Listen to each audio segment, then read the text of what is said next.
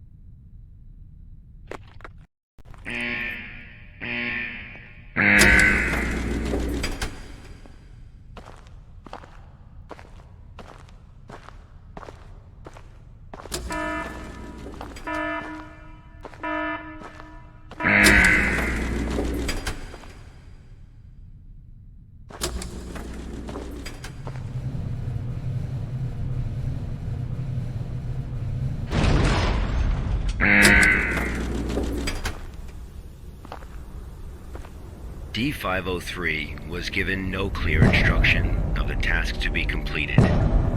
He must find them out for himself.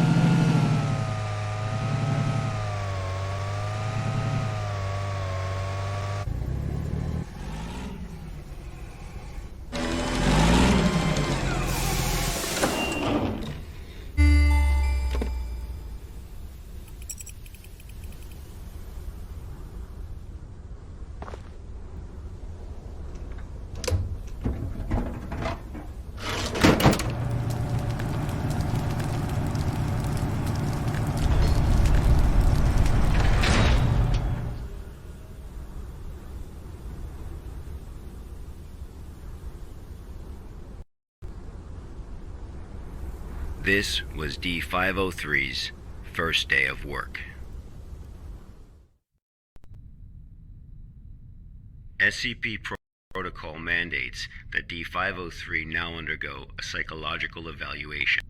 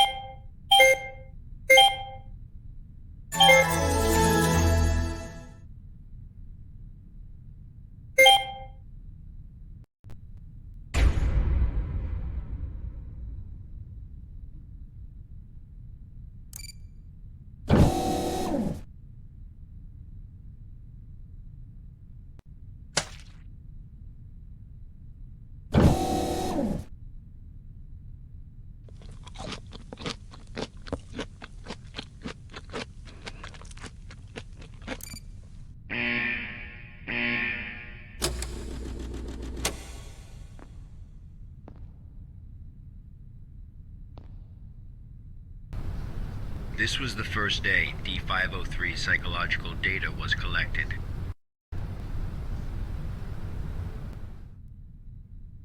You're probably wondering, how can this job earn freedom for a death row inmate?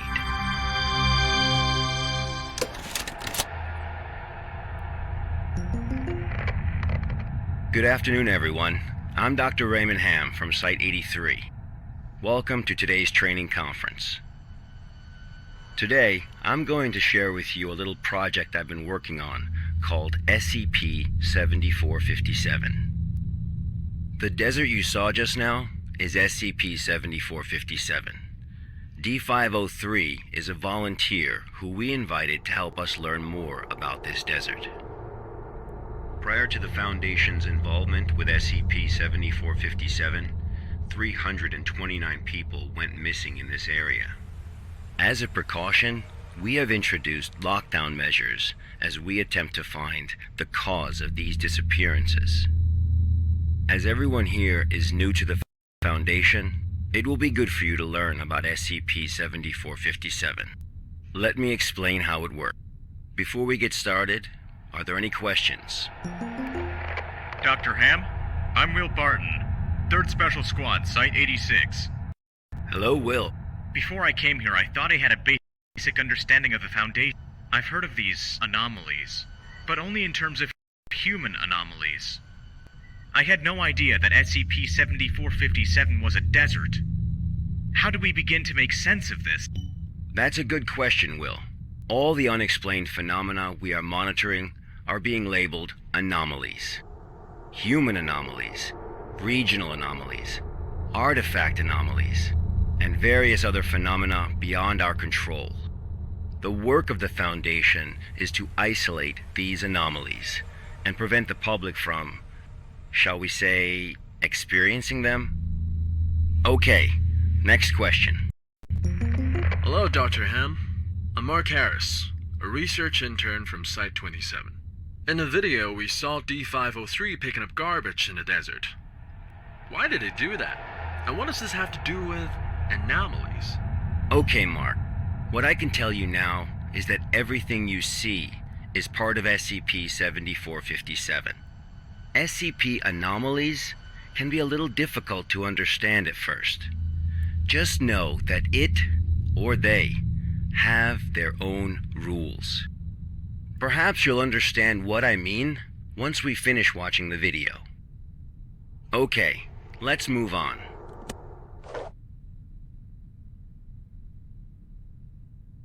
The first week was fairly normal. However, there was an interesting occurrence on the 8th day.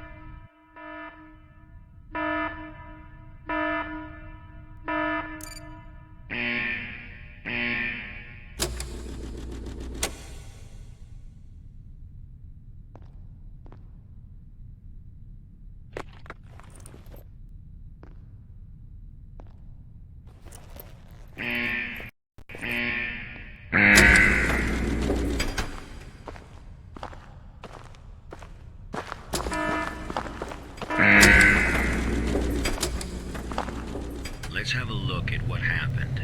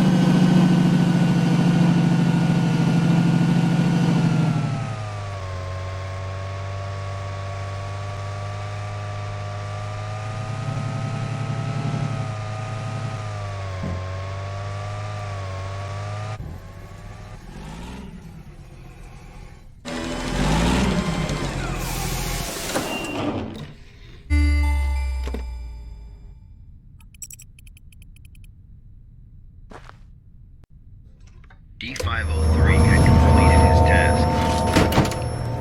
However, he did not realize that he had already encountered his first anomaly.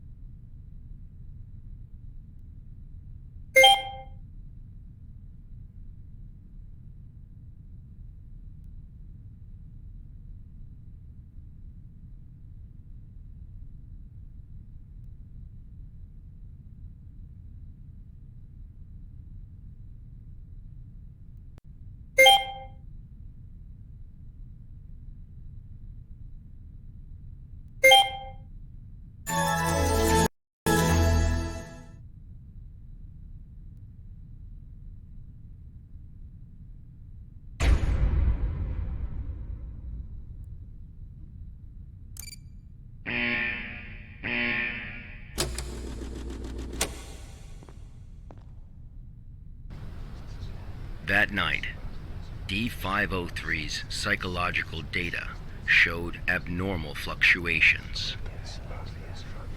Analysis tells us that D503 is dreaming.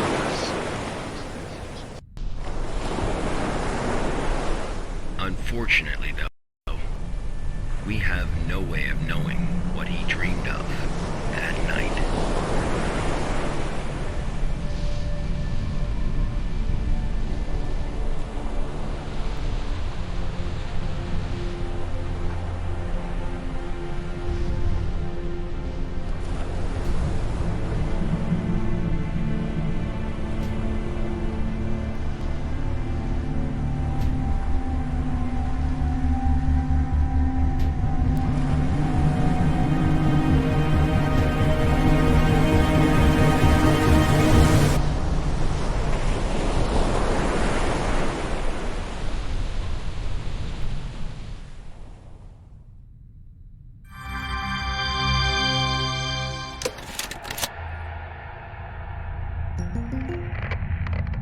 The eighth day marked a significant turning point, the start of SCP-7457's impact on D503. Are there any questions before we go on? Hello, Dr. Ham. I'm Spencer Jones from the Special Operations Department of Site-21. Hello, Spencer. It's still unclear as to why D503 needs to pick up all of this trash. If you wanted to monitor his psychological response to SCP-7457, why not just leave him out in the desert? Why assign him these tasks when there are already psychological evaluations taking place? Okay, our analysis has indicated that SCP-7457 produces a new cluster of trash every 8 minutes and 37 seconds. If waste collection is not done regularly, all that trash may soon flow into our world. It is worth noting, though, that the quantity of waste created here pales in comparison to the amount produced by humans. However, it still has the potential to become a significant problem in the future. By assigning these tasks to D503, we can monitor his reactions while also containing the trash. There is another reason, but we will get to that one later. Is it not the case that the Foundation is exaggerating the importance of a minor issue before the issue is fully understood? Okay, everyone. I must emphasize that behind us is the general public, who are wholly unaware of any of this. Being meticulous and maintaining a serious attitude is essential at the SCP Foundation. Any oversight or underestimation of the enemy may result in disaster. Thank you, Dr. Ham. I understand. Good. Let's move on. The effects of SCP-7457 on D503 became most obvious on day 15 of the test. Due to the conditions that day, we were only able to track his movements after recovering data from his... It was definitely a bad day, perhaps the worst, even for a death row inmate.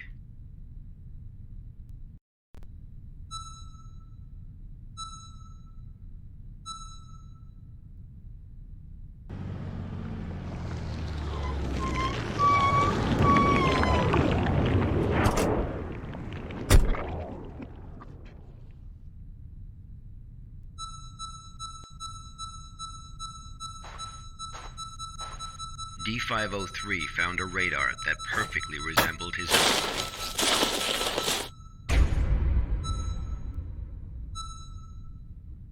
However, D503 didn't seem to think much of it.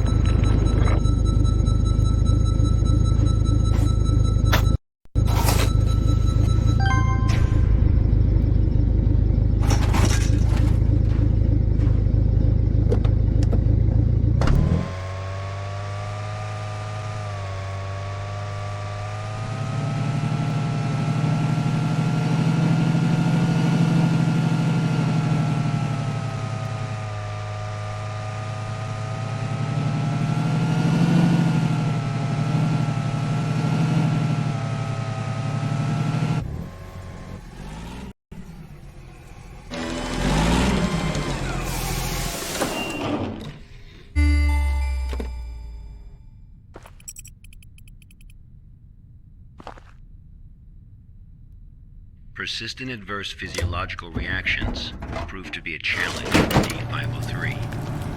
He still managed to complete his work on day 15.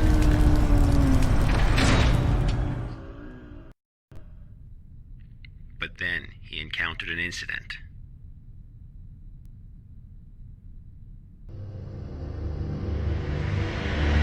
A sandstorm.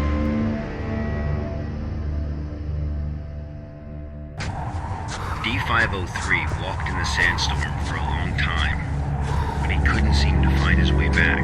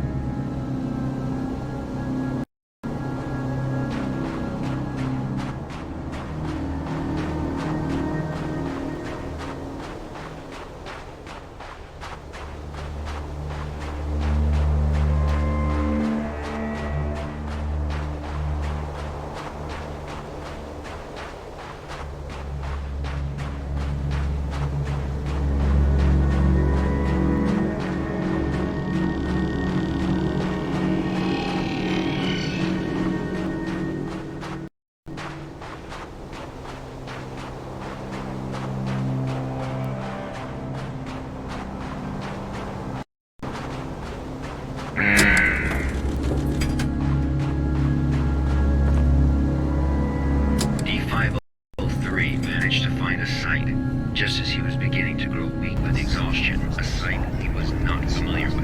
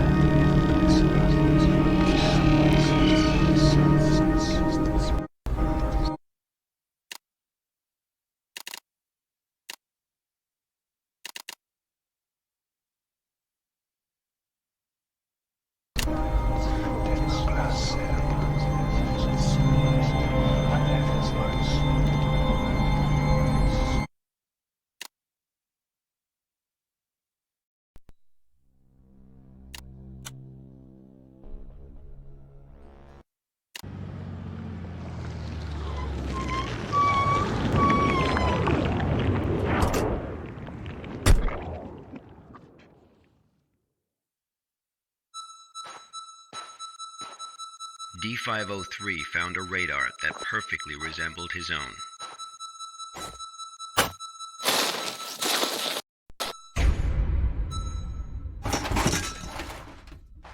However, D503 didn't seem to think much of it.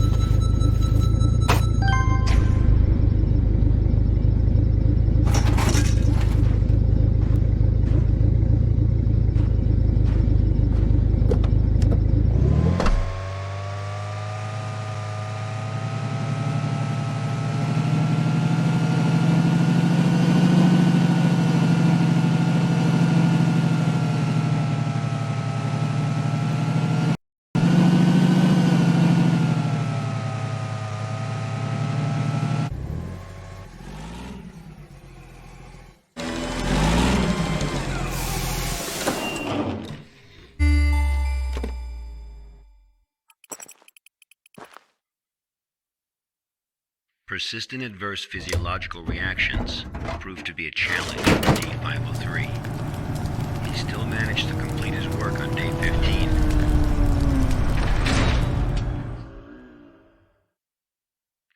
But then he encountered an incident.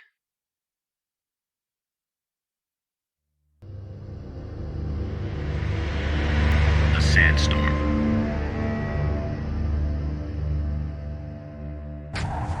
D503 walked in the sandstorm for a long time, but he couldn't seem to find his way back.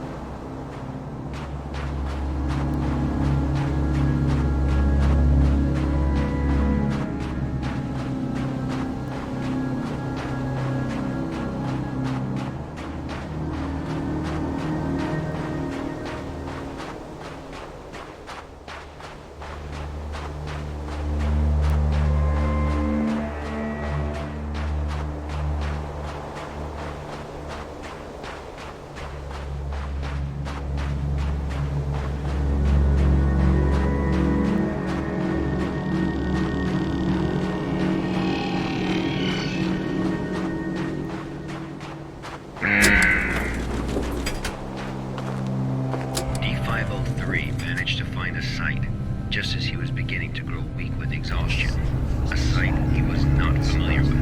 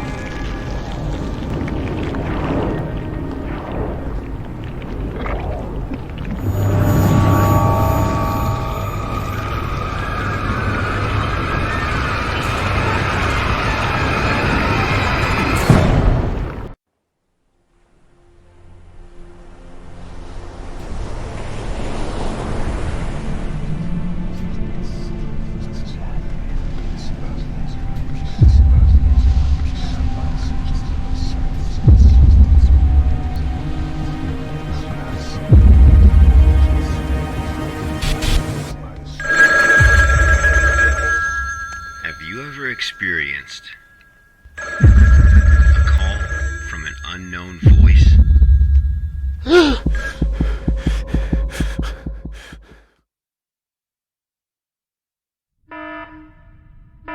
Approximately 13 hours later, a visibly trembling D503 returned to Site 8. We immediately performed a psychological evaluation.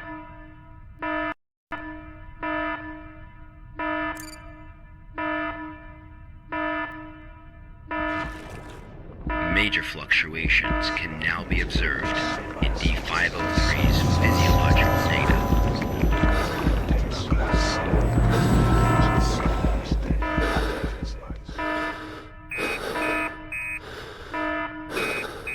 The results of the psychological evaluation were so troubling, we had to abort the mission.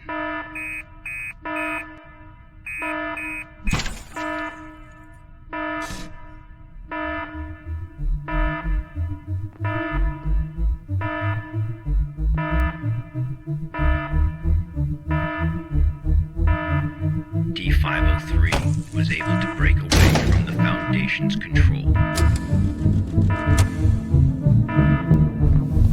He has seen the test results of other Level D personnel who were analyzed at SCP-7457. That's right, none of the Level D personnel at SCP-7457 have ever been able to leave this desert.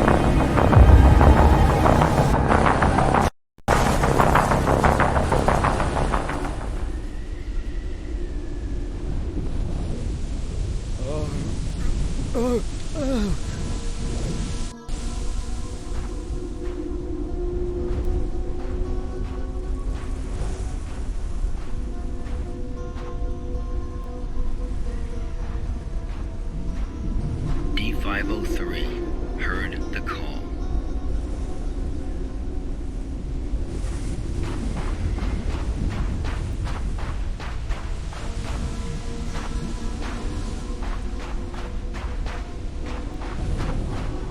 Humans often believe that their fate is in their own hands, that all choices come from their own free will. They don't realize that we humans form only a small part of this world. Out there, in the unknown world, we are as insignificant as a grain of sand in this vast desert.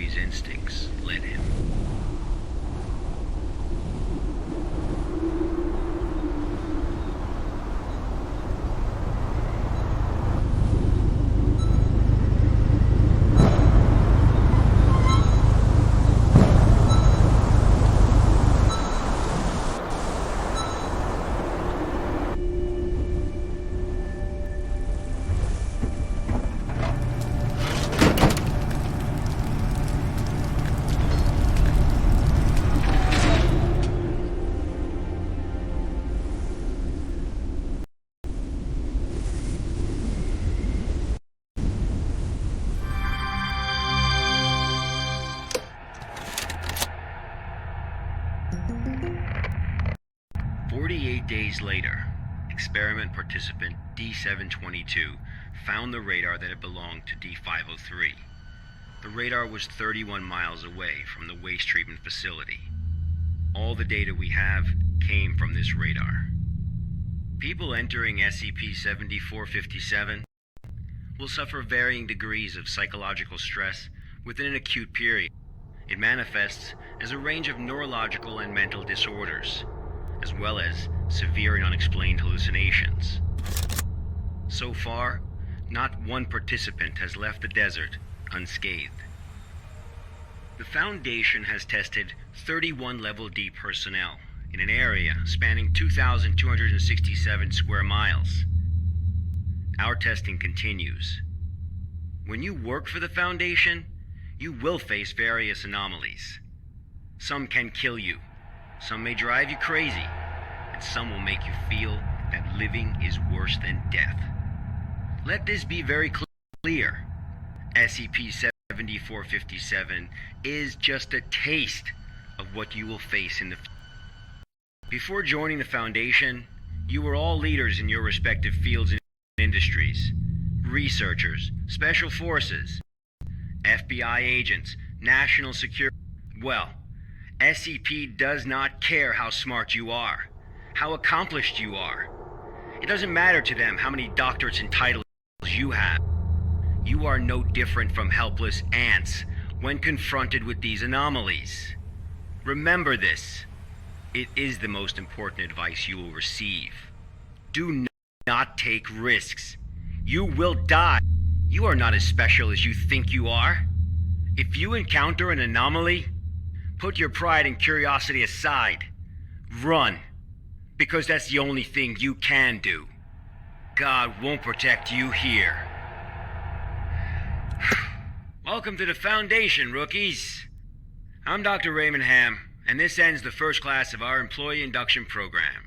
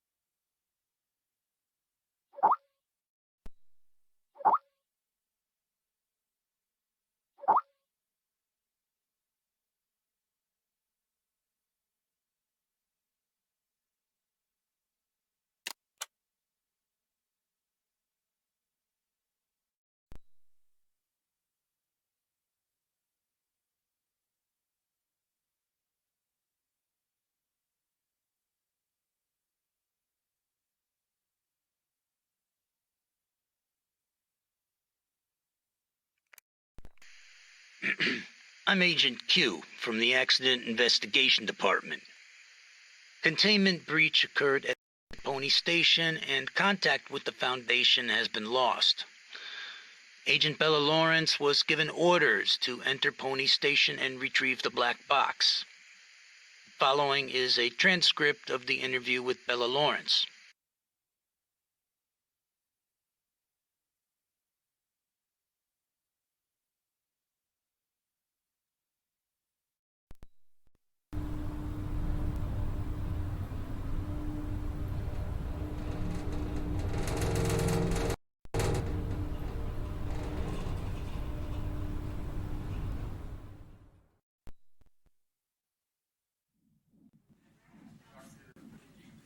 Heart rate 105. Blood pressure 175 over 110. Experiencing mild convulsions. Administered 5 milligrams of metabolic. Bella? Bella?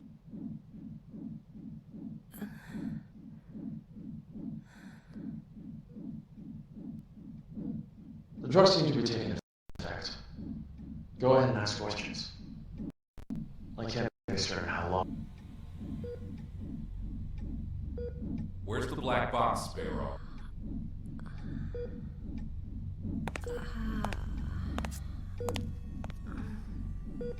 Three days ago, you were tasked with investigating the situation at Site 74, Pony Station. You were assigned to retrieve the black box. Now, out with it. Where is the black...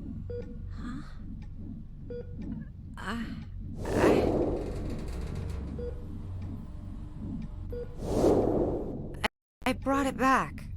I brought the black box back. Don't lie to us! You never brought... No, that's impossible. I remember. I completed my assigned task. I swear... Shit, my head. All right, here now. This isn't an interrogation. We're not here to lay blame or point...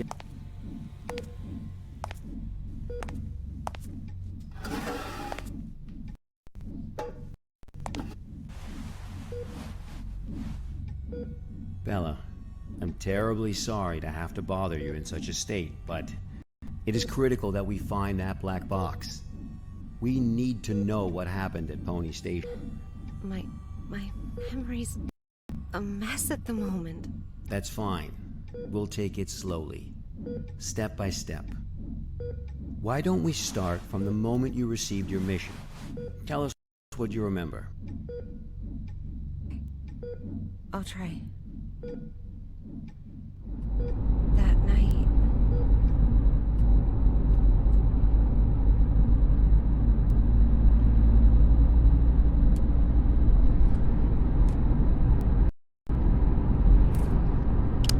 Currently heading to mission site Site 74, Pony Station. We'll arrive in about 3 minutes. 3 minutes. Very good, Sparrow. It's been 48 hours since the Foundation lost contact with Pony Station. SCP 701 experiment. We have reason to suspect a containment breach. What is my mission?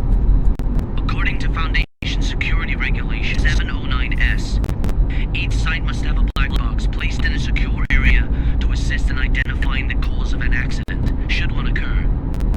Your task is to investigate the situation and retrieve the black box. Black box? Got it. Okay, I've arrived.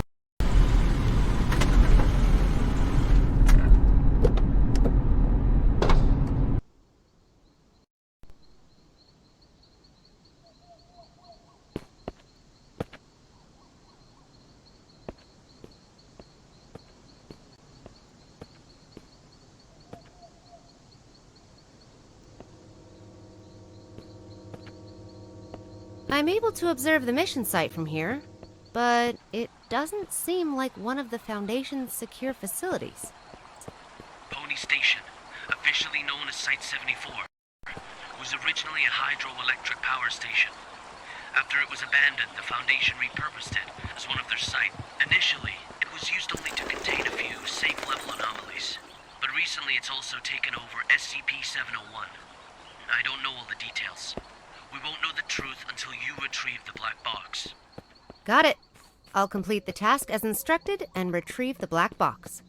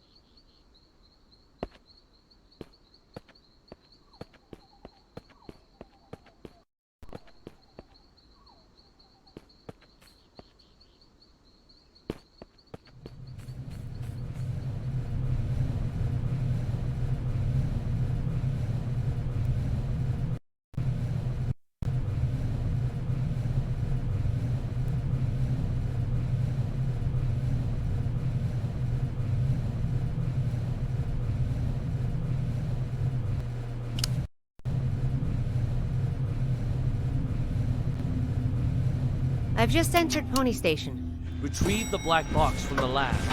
Room 705. The elevator. 7th floor. Sparrow. Must. What's that? Bald Eagle, you're cutting out. Damn. This is out of the safe range. I'll place a reality anchor.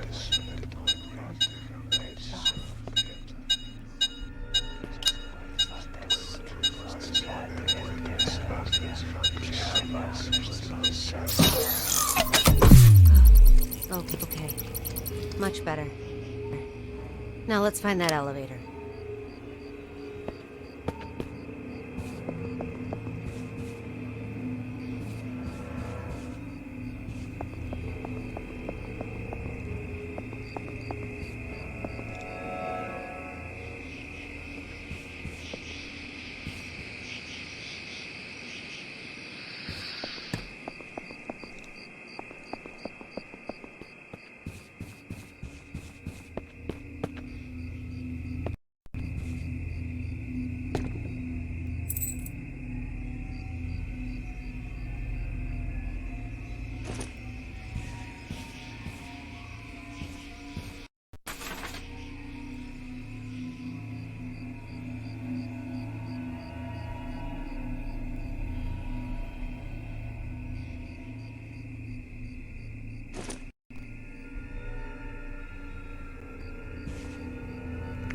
All the plans, including the project schedule that follows, have been disrupted. The actors of the whole site is theirs. They managed to procure a goddamn script from God knows where, and they've taken over my laboratory accordingly. And Dr. Cooper, or whatever his name is, in particular, he puts on airs every time the operation starts as if everyone should listen to him. Who does he think he is? I had to let him know who's the boss around here.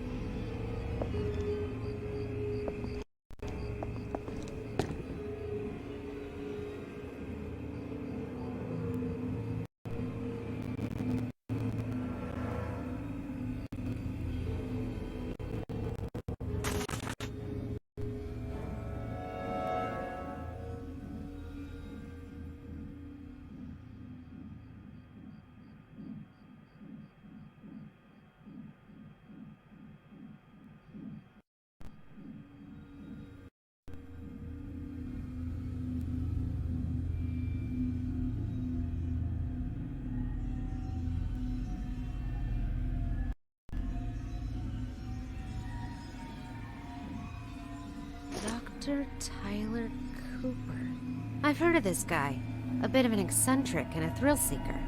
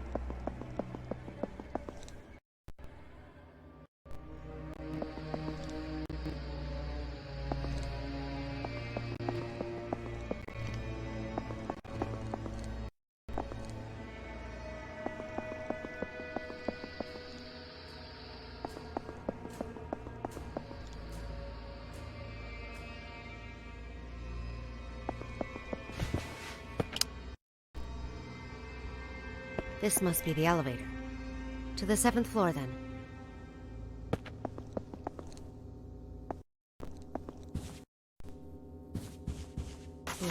What we offered, the Hanged King we served?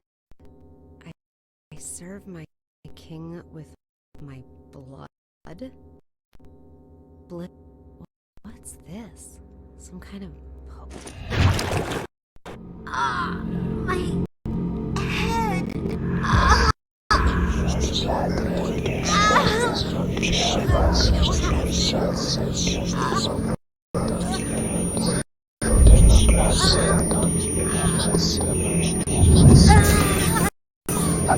my head.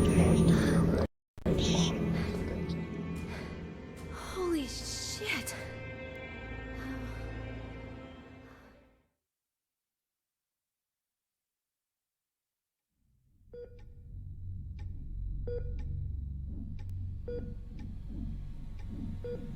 I'm very familiar with cognito hazards.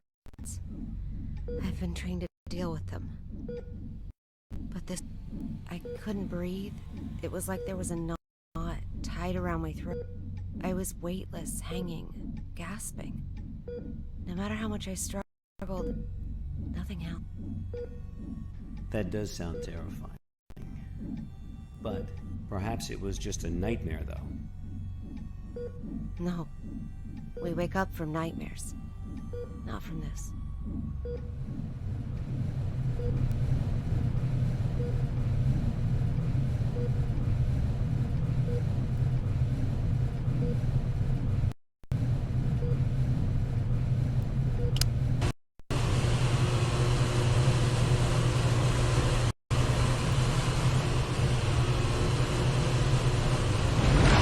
Are you kidding me?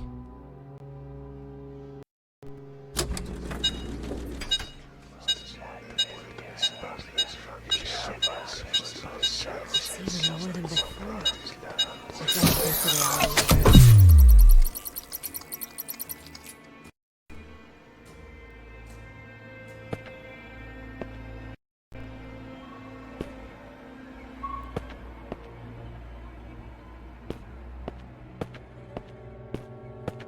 I guess I'm taking the stairs.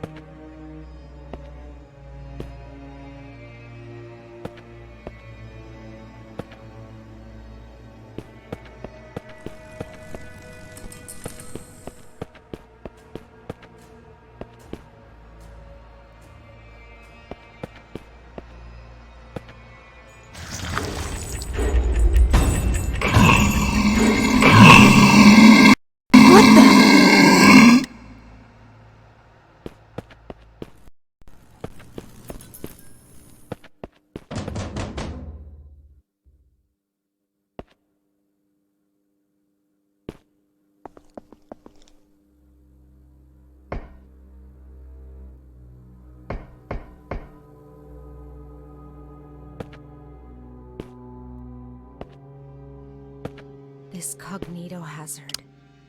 Could it have something to do with SCP-701? The situation here is much more serious than I expected.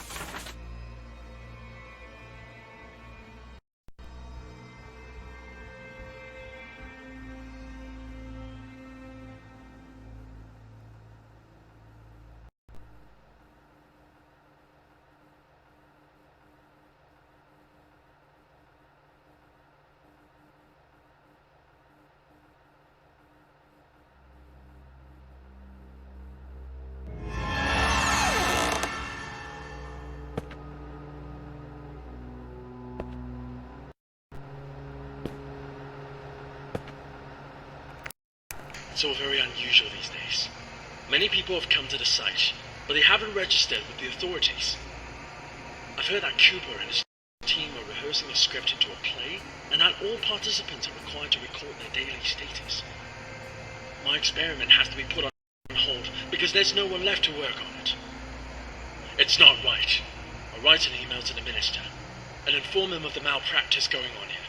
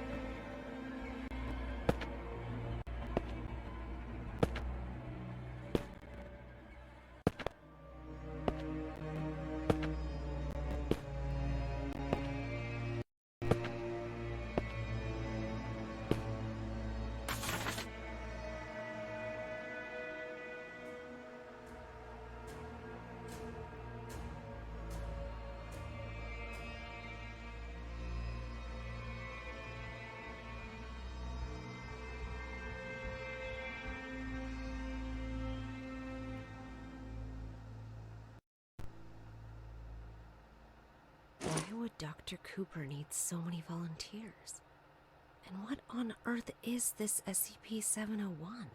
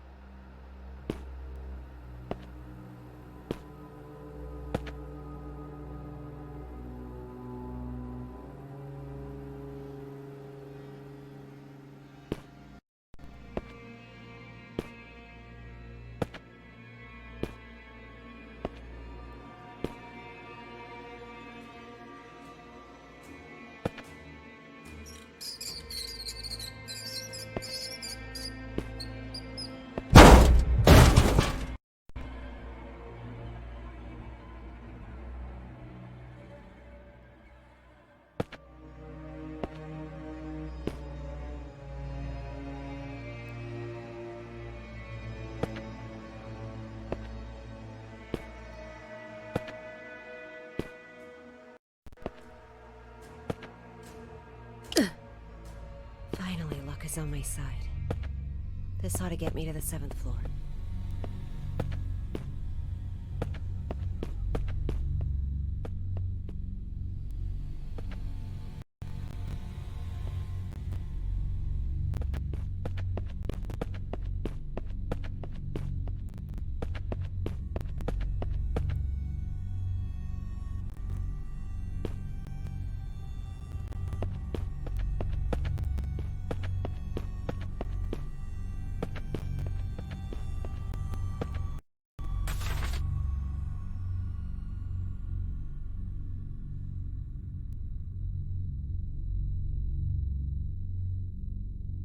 reversal notice?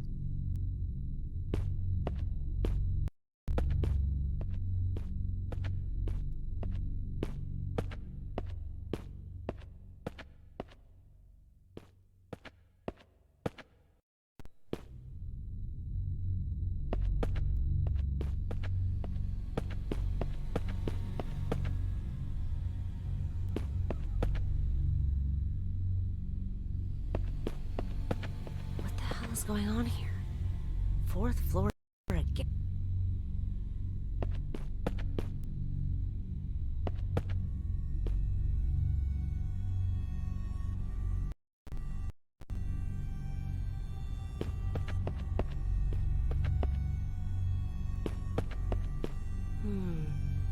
The way out of here might have something to do with these clocks.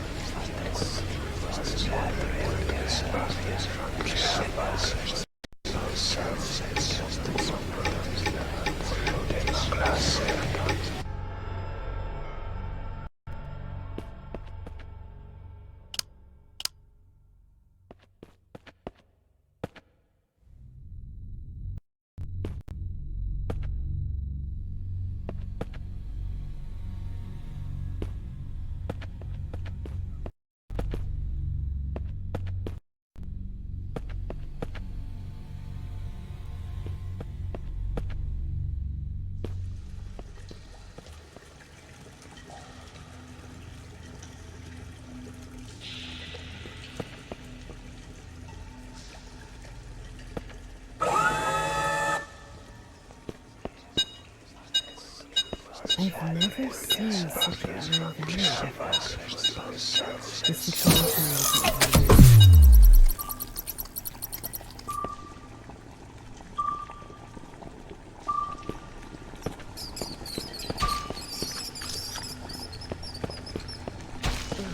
what is that smell?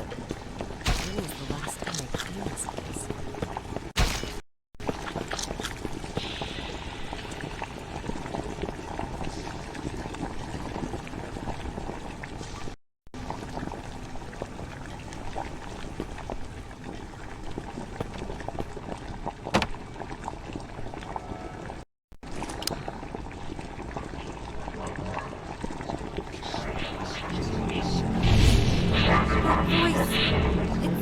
Voice again. Voice. voice? What voice? I serve my king with my blood. Blissful suffocation. Tell us what it said. Sacrifice of sin. No!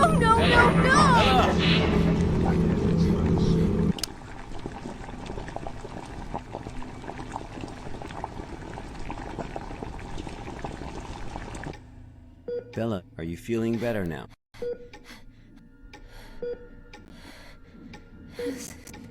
Suffocation. Like a rope.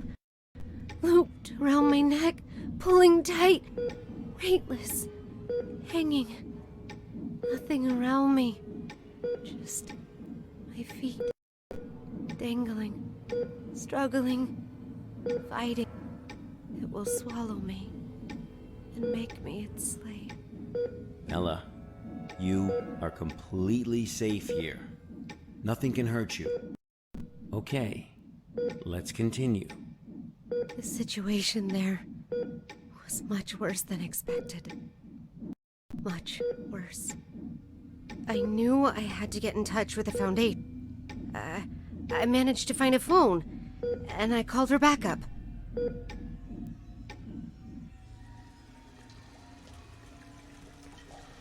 This is Sparrow, 09868, for Bald Eagle. I'm at Pony Station on the 7th floor. The situation here is much worse than expected. Bella, are you sure this is actually what happened? What do you mean? Yes, of course I'm sure. Come on, Bella. Try and focus. What are you talking about? Bella, you never made that phone call. Of course What? Pony Station was completely cut off. There was no contact with the outside world whatsoever. A phone call? That would have been impossible. No, but I saw... What did you see, Bella? Tell us what you saw.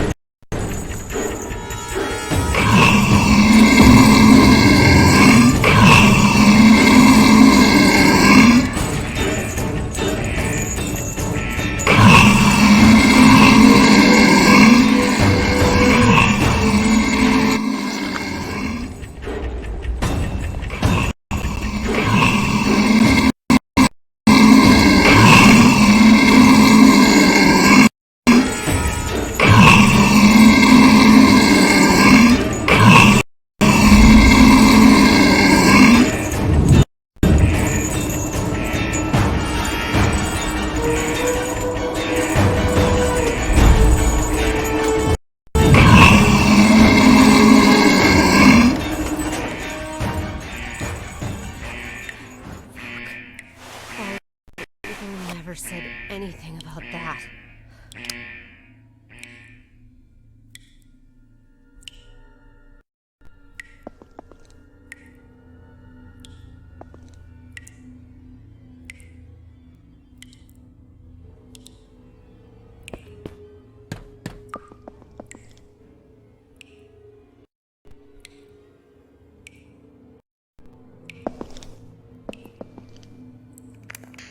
We're evacuating. Damn it. After the show, everyone went crazy. Some hacked themselves.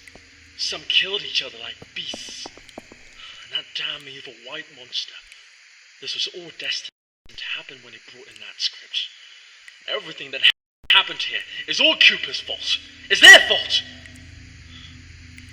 This will be the last recording from the experiment. The hydropower plant was shut down forever. And no doubt my experiment will also... What's going on? What's going on? Ah!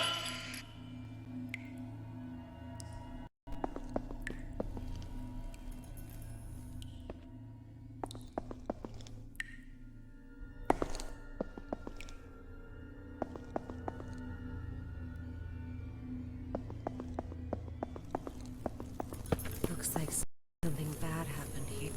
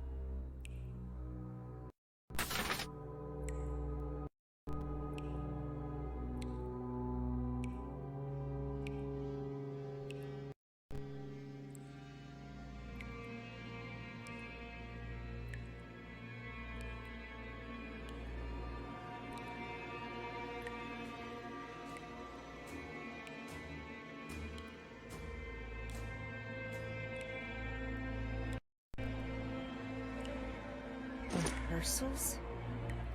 A play? What is up with this SCP-701 experiment?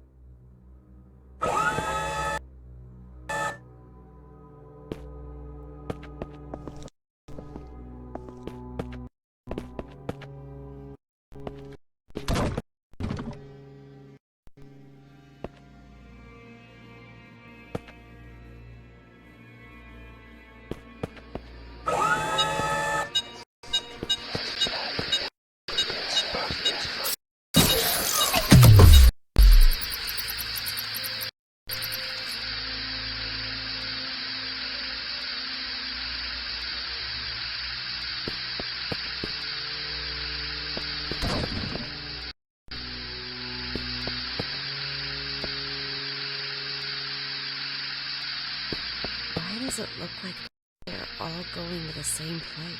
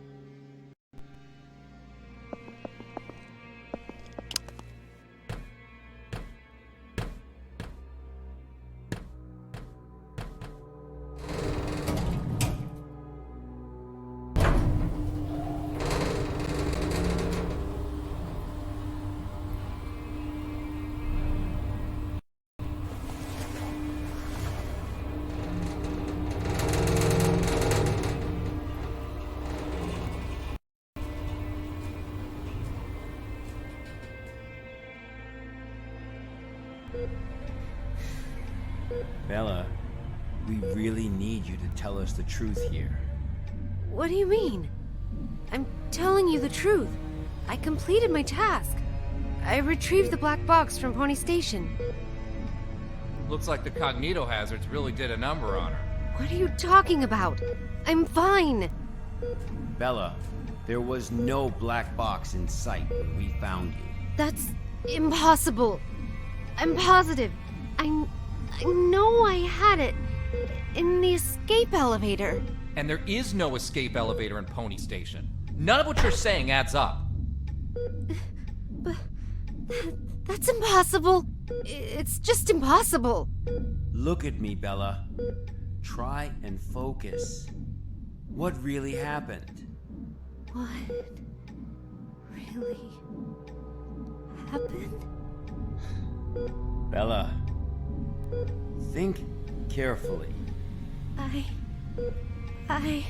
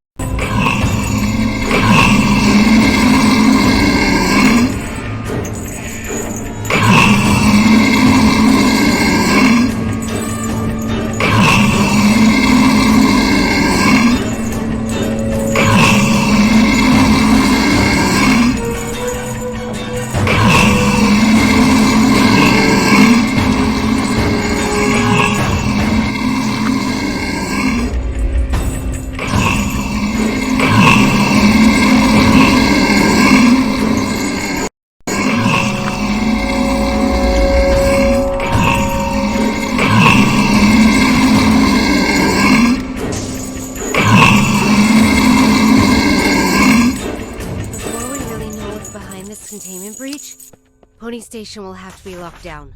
That much is for certain.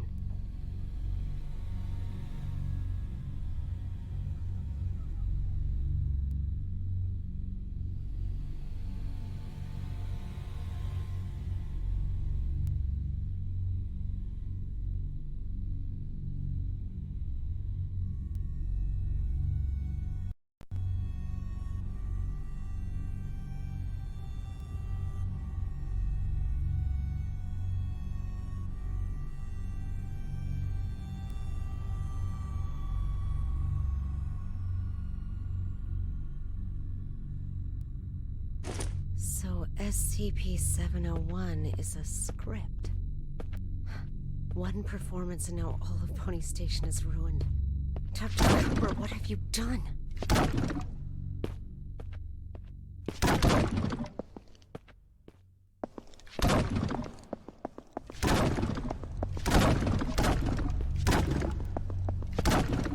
It's those mannequins again. Where are they headed? Where have all those volunteers gone?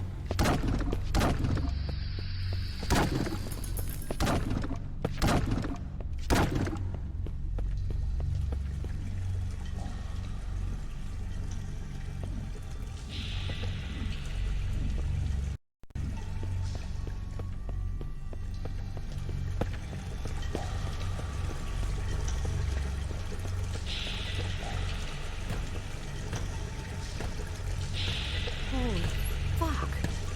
Guess this is the ending of their performance. SCP-701.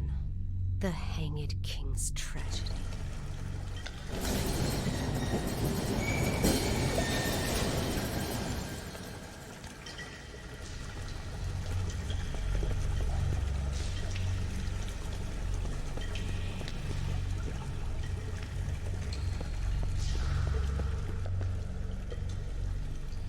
I serve my king. Who's there? With my blood.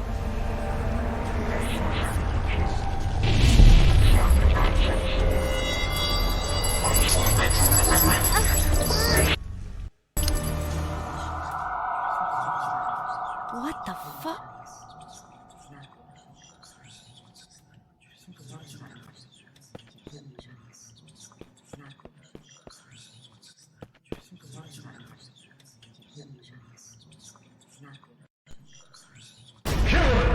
Sacrifice his head and seek redemption with his blood! Kill him! Kill him! A despicable usurper does not deserve the glorious crown!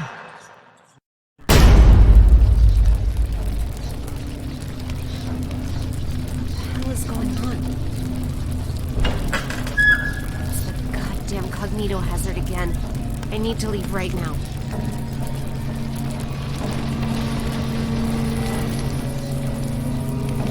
With this, our blood is the Hanged King's!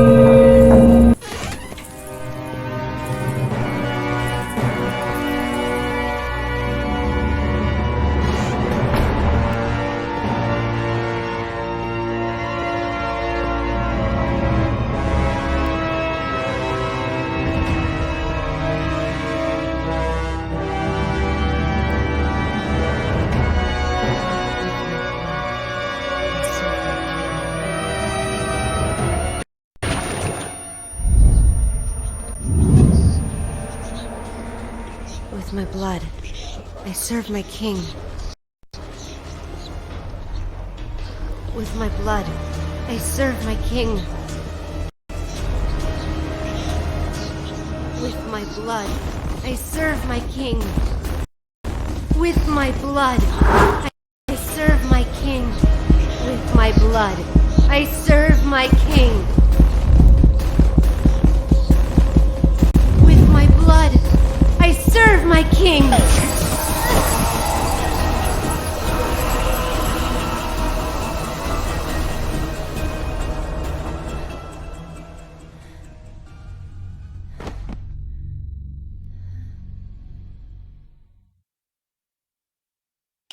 Her condition is unstable. I've just injected her with a sedative, but you need to let her rest for a while. Thanks, Doctor. Well, let's go then. What? We haven't found the black box yet. You still don't get it, do you? Get what? What do you mean? A black box is merely a vehicle for recording the truth. But a black box isn't always a black box. You mean... That's right. She is now the black box. Got time for a cold one? Because our work here is done.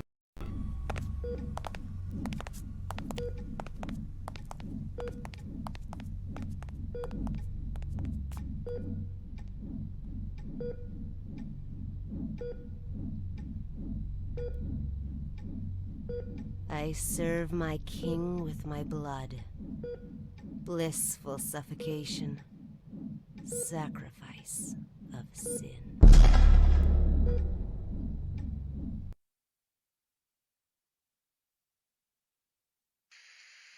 The black box has been properly contained at Site 105 and pending further investigation.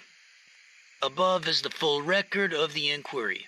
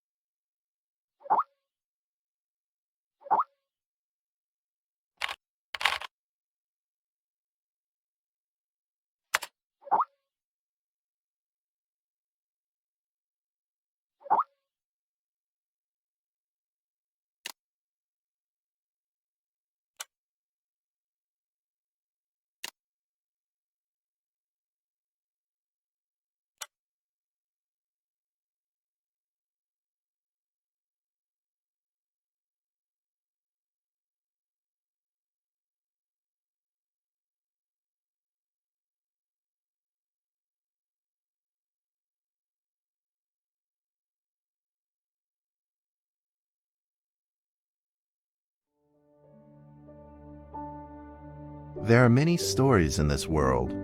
Some are read widely all over the world. Some are hidden in dust and known only by a handful of people. Today I'm going to tell you a story no one else has heard before. A real story of mystery and wonder and adventure. And then you too will become the guardian of this story. The story takes place in a world of long ago. The hero of our story is a little boy. His name is Daniel.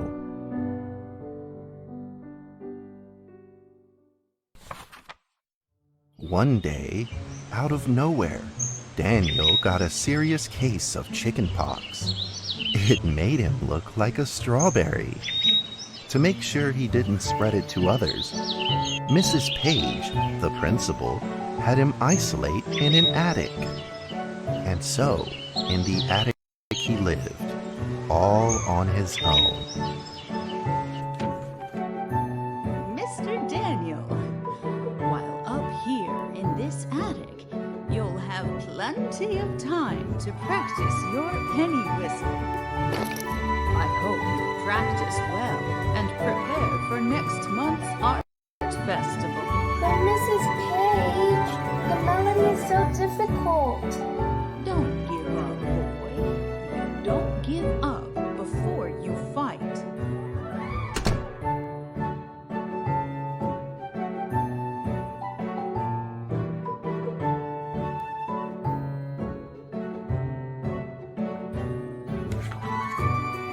Daniel was reluctant at first, but he trusted Mrs. Page, and he knew he should listen.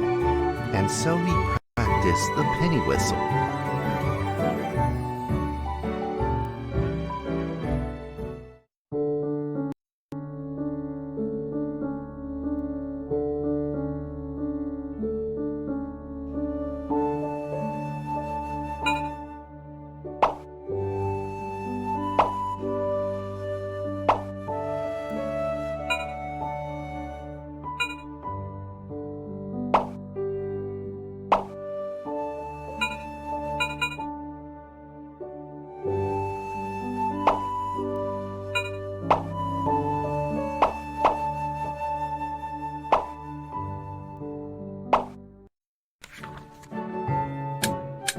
Suddenly, he heard some strange noises in the corner of the attic. Huh? Who's there? Daniel decided to go over and take a look.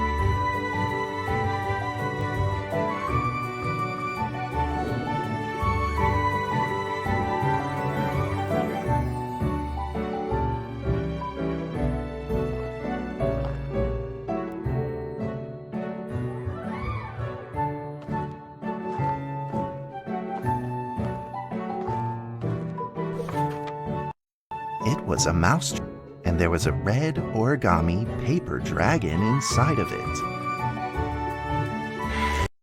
Daniel carefully removed it.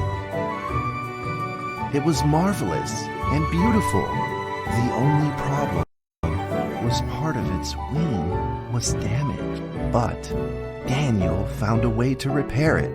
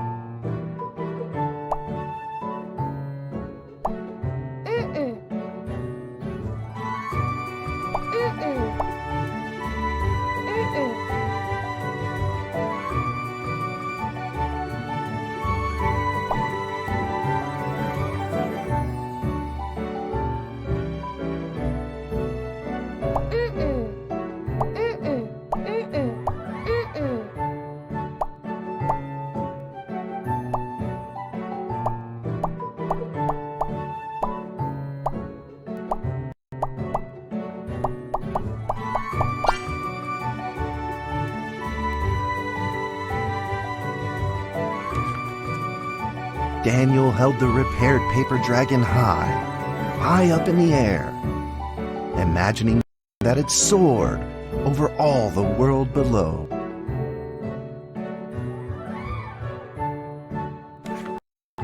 He played and played with the paper dragon. Wee! Woo! Dragon! Soar!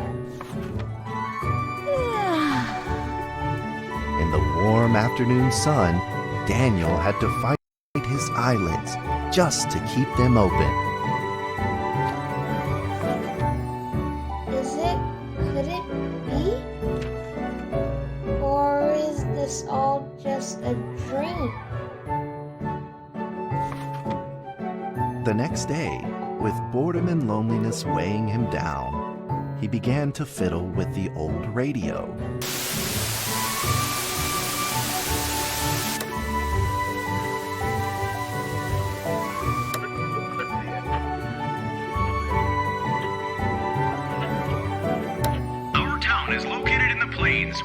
earthquakes are not particularly common. Although there are 17 fault zones around us, they are all inactive.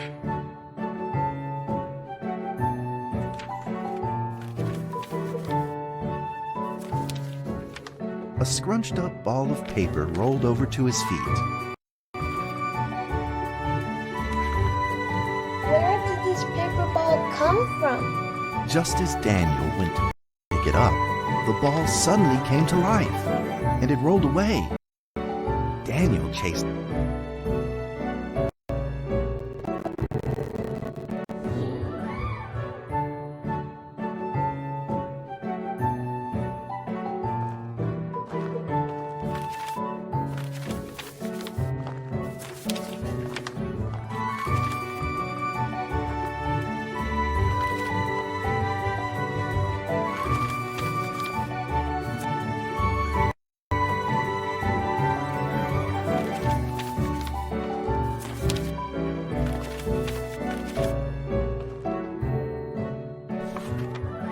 Just as he was about to seize the rolling paper ball, suddenly, terrible sparks erupted from it. Before his very eyes, the paper ball began to grow, bigger and bigger. At that moment, a red figure suddenly appeared. The red figure quickly subdued the paper ball and threw it into a carpet. Daniel studied the red figure carefully. It had a sticker on its fluttering wing. It was the paper dragon. I wasn't dreaming. Thank you for saving me. Daniel was grateful and very happy. He walked closer to the paper dragon, but the paper dragon seemed timid and afraid and backed away. Just then, Daniel had an idea.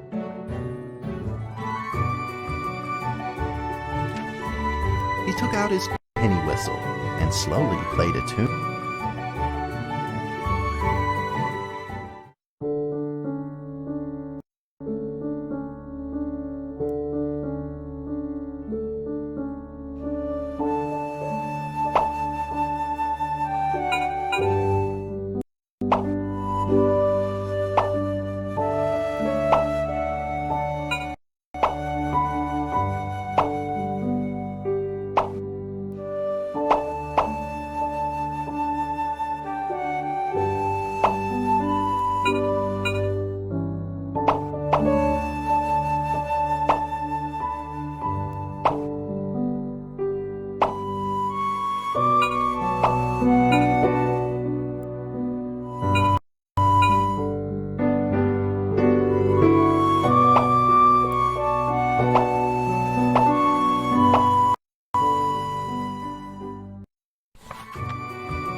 The paper dragon enjoyed the sound very much. It began to move along with the rhythm, flipping up and down in the air. Soon the two were playing and dancing, just like old friends.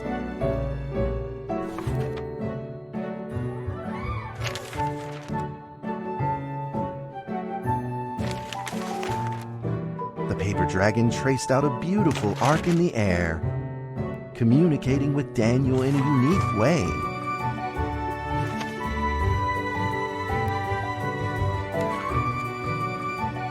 My cherished friend, after many lonely years, we finally meet again. Tell me, how has your family been? A great thank you for playing that music for me. You know how I love the beautiful rhythm of that instrument. But we ought to take precautions, as the room is not stable. Do you still remember how the room works? You're welcome to visit anytime. The piece of paper then changed back into the shape of a paper dragon and flew into the cardboard box. The box closed shut, and a calm silence was restored to the attic. Daniel rushed to find a watercolor pen and marked the box with excitement in his fingertips.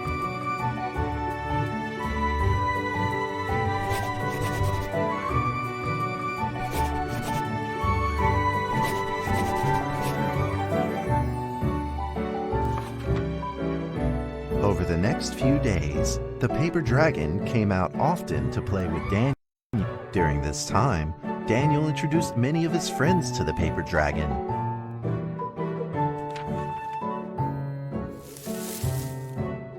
That cat's name is Mrs. Carter. Ever since I secretly fed her some fish for dinner, we've been good friends. That's Duke, Mrs. Jessica's pet. He doesn't like Rainy Day or Mrs. Carter. Only smoked sausages for his taste. And now, we are friends too. My name is Daniel. What's your name? The paper dragon flapped its wings, as if it didn't understand him. Well, since you like the sound of the penny whistle so much, why don't I just call you Penny? I'll keep practicing to make it sound better. Daniel and Penny then played baseball together in the attic. Let's play tag.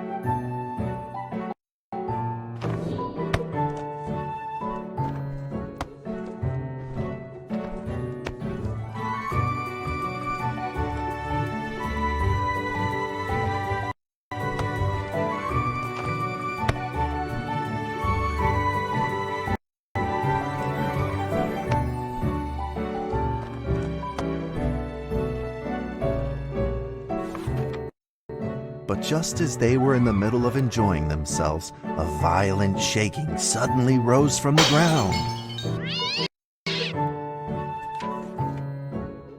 The stubborn earthquake is back at it, folks, and it seems even stronger than last time. At this moment, the box suddenly shot open, and thick clouds of smoke billowed out, followed by several paper balls.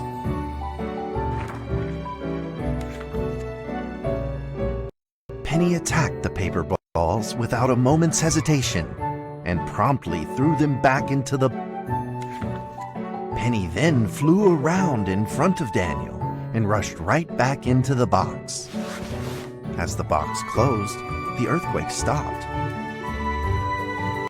Facing a friend's farewell without a formal goodbye, Daniel felt confused and lost. He moved the box to the center of the...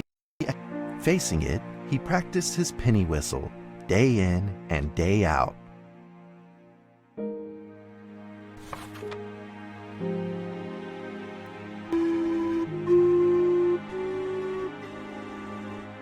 As the days went by, Daniel's playing became smoother.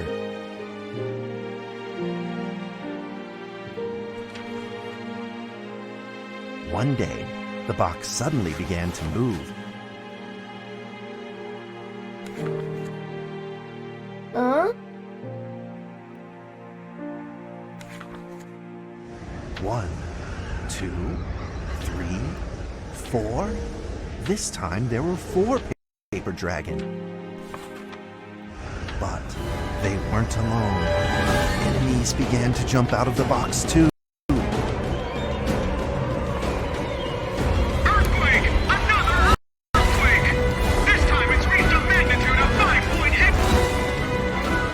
Small attic, the 4 paper dragons fought fiercely against the paper ball. This time, the paper balls used new tactics. They clumped together into a single monstrous ball of paper. It began to shoot strong bursts of electric sparks at the paper dragons as they flew through the air. As they were hit, the paper dragons fell from the air, one after the other.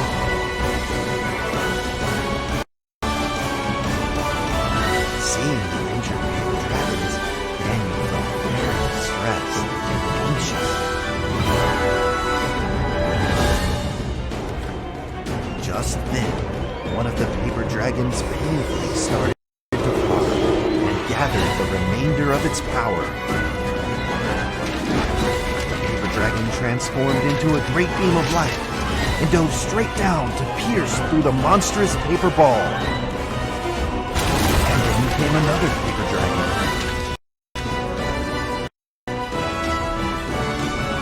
The monstrous paper ball was plastic to bits, exploding into smaller paper. Trembling, they struggled to escape back into the box.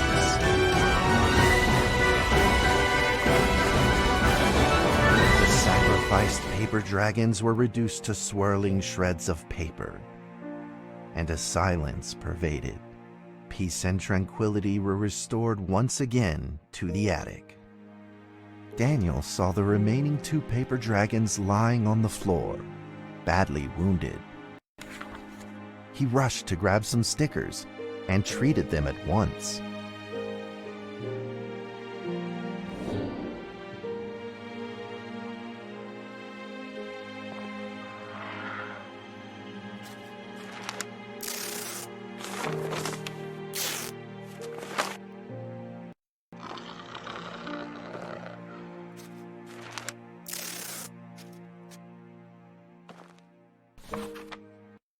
Suddenly, countless paper dragons began to gush from the box.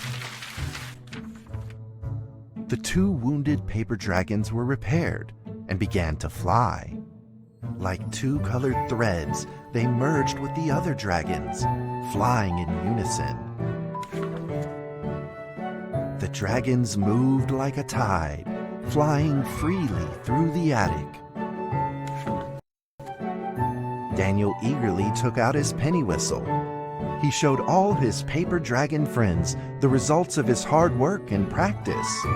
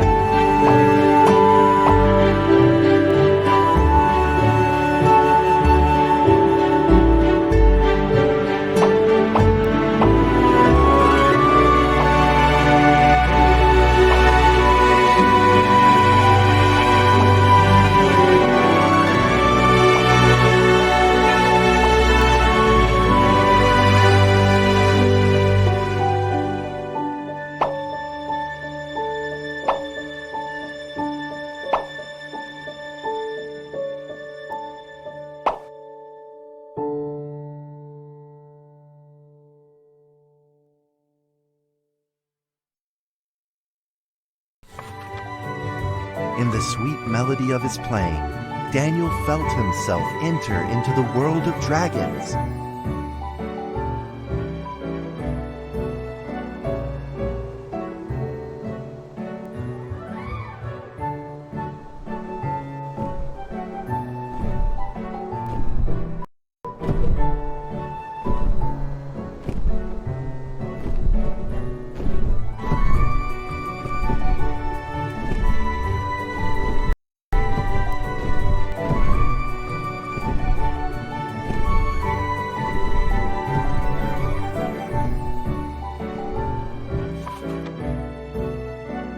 Dragons merged into a long letter and floated down towards Daniel to tell their story.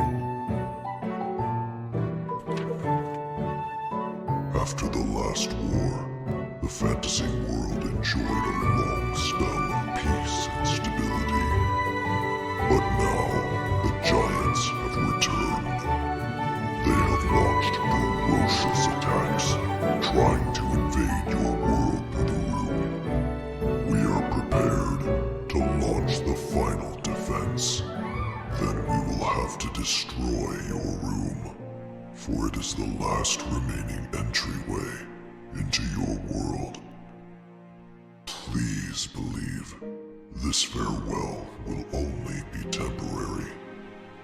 We will not be apart forever, and we will never forget our eternal mission of protecting you. At that moment, the paper dragons flew back into the box. Daniel still couldn't fully understand what the paper dragons had meant, but he had a vague feeling in his heart that he may never see his new friends again. A few days later, Daniel's chickenpox had fully recovered. He could now play the penny whistle very, very well. But the paper dragons never returned.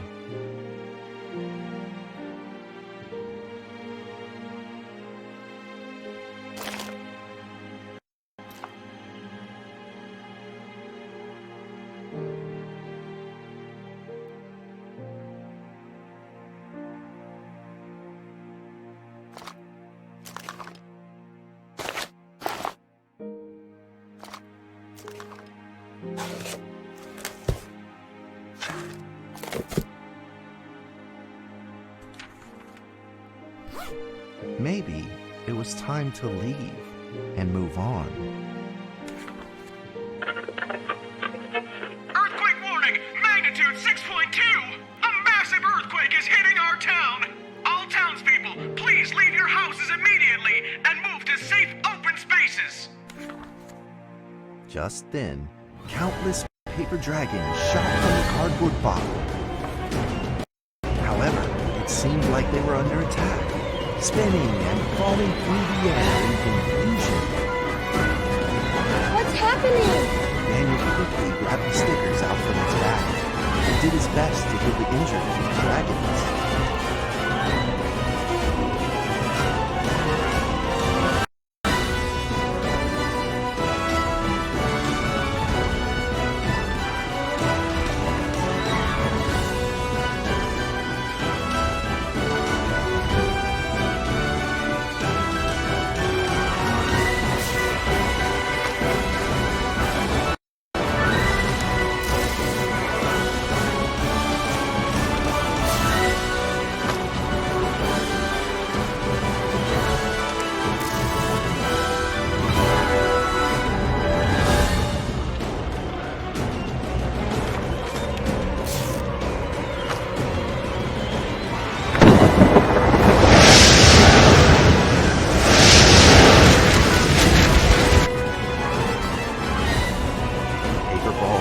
Together and pushed Daniel away, subduing him firmly in the corner. He couldn't move. Suddenly, an ominous cloud rose from the box, and a violent lightning flashed through the room. The figure of a giant slowly emerged from the thick cloud, and the entire attic became overwhelmed with its evil aura.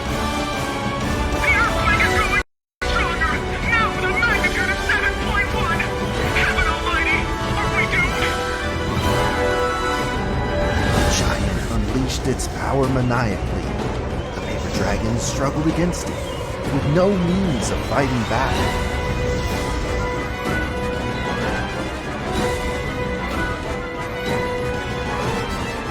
At this critical moment, two paper dragons shined brilliantly. Together, they heroically crashed their bodies into the giant.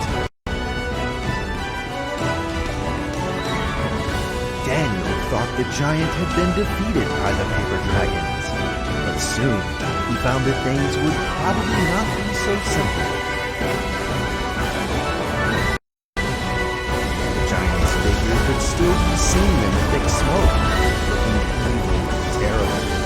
The attacks of the paper dragons had had no effect, and the giant had only grown stronger. It fought back with a new ferocity. Dragons were simply no match for it. The earthquake is going stronger still!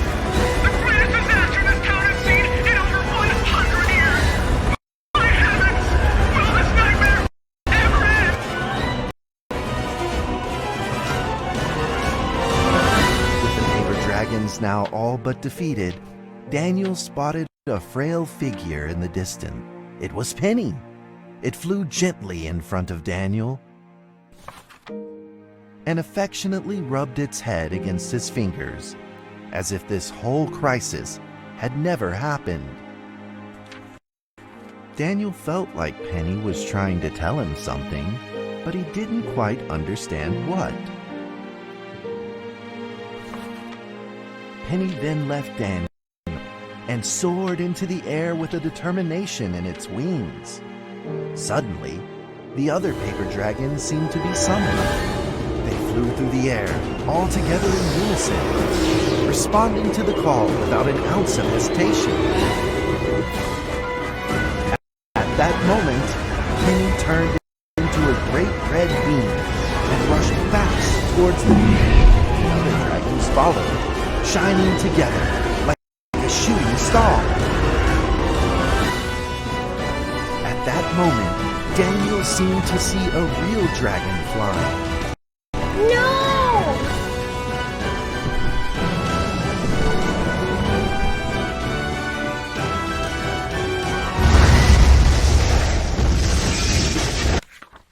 A huge explosion from the impact drowned out everything else in the attic. The attic rained down with countless pieces of paper, the leftover scraps of the paper dragons. Daniel wanted to collect all of the pieces. He thought he could still fix them.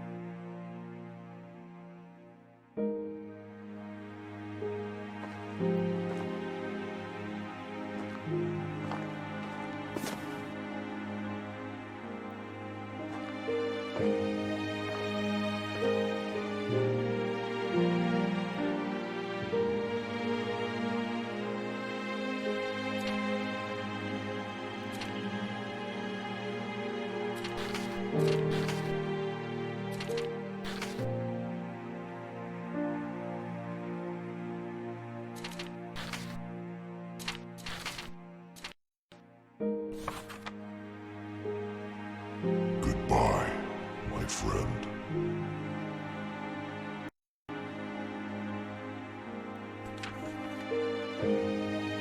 The nightmare is over.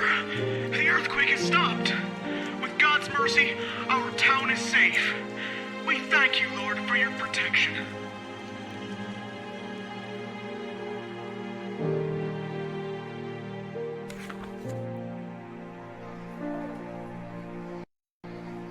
A few days later, the art festival was held as scheduled. Daniel attended the show with his penny whistle.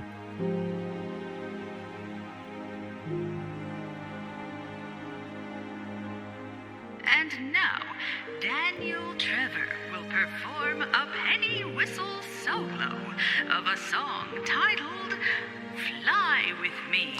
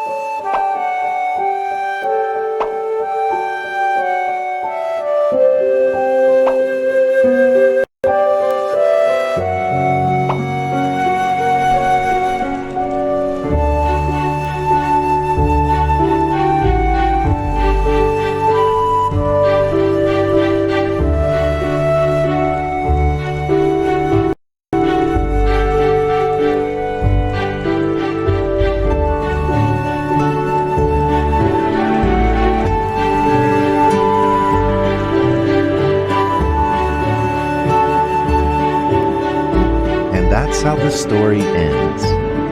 Now, you might be wondering, what happened next? Are there still paper dragons in the world? Well, that's a difficult question to answer. But I believe that they are still protecting us somewhere in this world, just like they promised they would, forever, into eternity.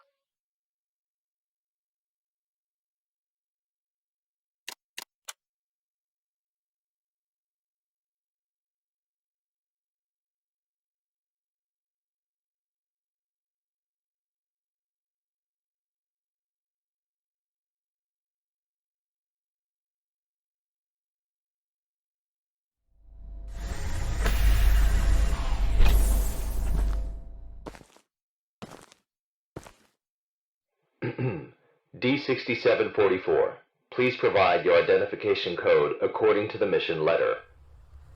4 and 20 blackbirds.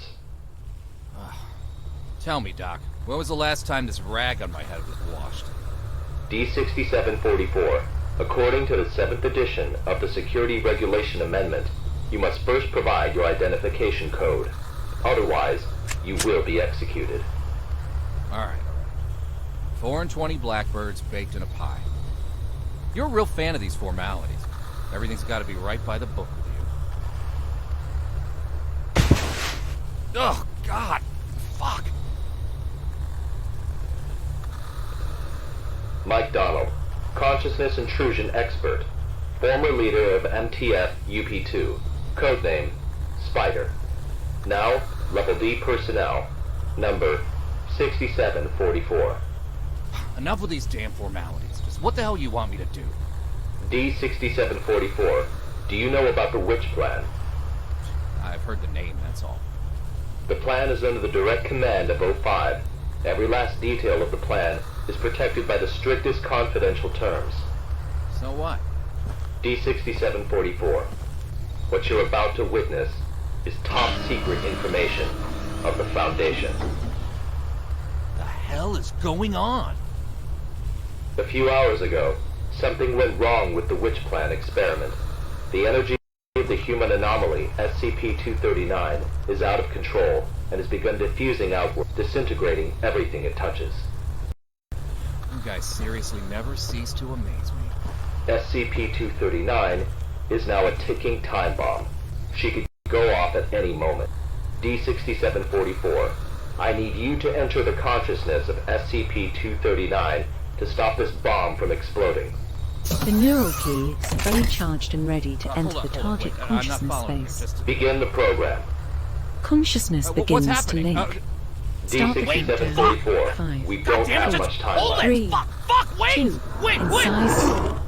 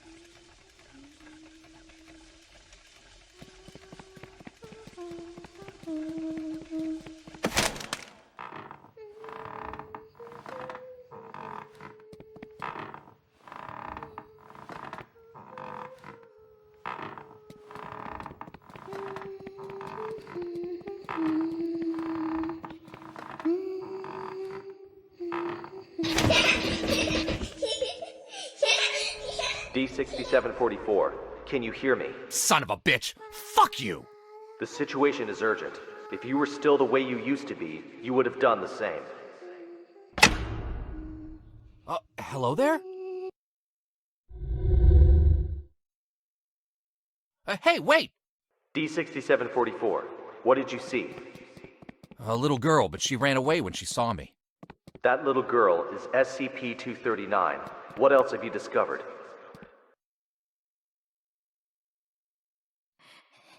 Sorry. I'm sorry. Help me. The girl's consciousness is severely damaged.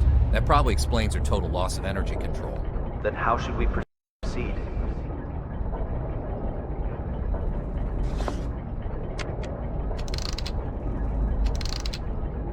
I'll have to enter her preconscious. If there's a solution to this, it's gonna be in there.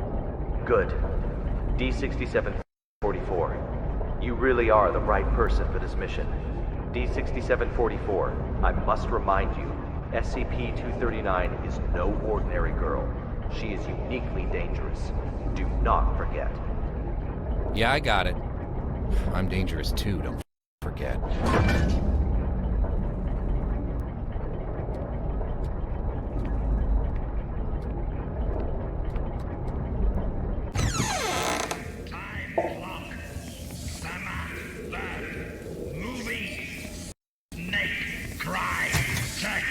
Eagle 16, Eternal Blood, Science, Zeus, Rainstorm, Whisper, Butterfly, Garden, Activate, Wings, Fan, Passion, French, Resin, Roarer, Red, Sleep, Stone, Green, Touch, Move, Anxiety, Close, Pain, Lust, Ladybug, time. No.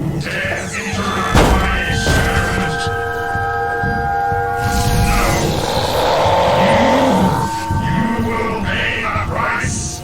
Holy mother of...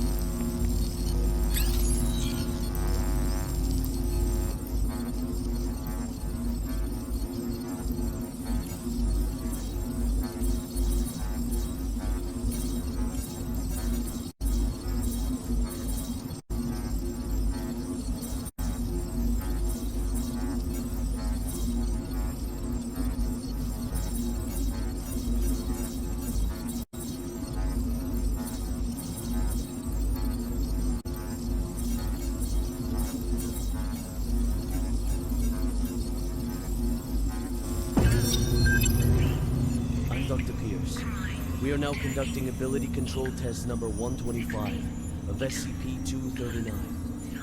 Okay, let us begin.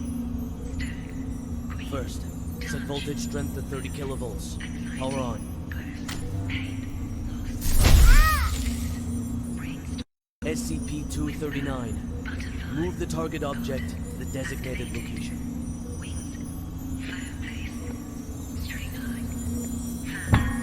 Ability control test number 125 has failed. The voltage intensity must be insufficient. I'll need a new test site, along with new equipment that can handle a greater voltage load.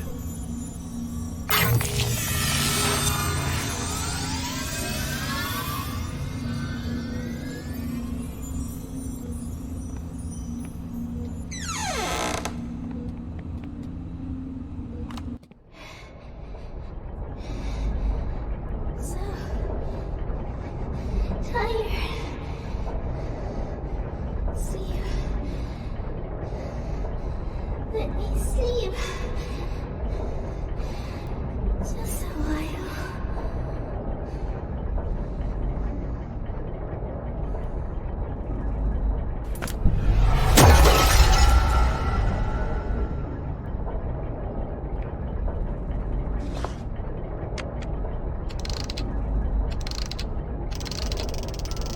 Bird's Nest calling D6744. Do you copy?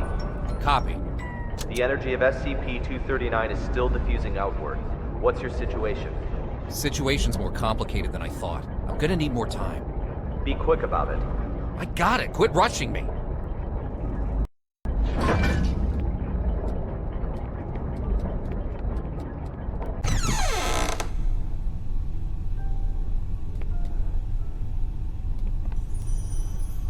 Have you heard? Heard what? O5 is displeased with the slow progress of Dr. Pierce's experiments. They've appointed a new director to take over the project. You sure it's not just a rumor? Today's morning session was chaired by Dr. Pierce. It's true, trust me. If I'm being honest, I don't really like Dr. Pierce. Something about him, just gives me the creep. He's coming. Stop.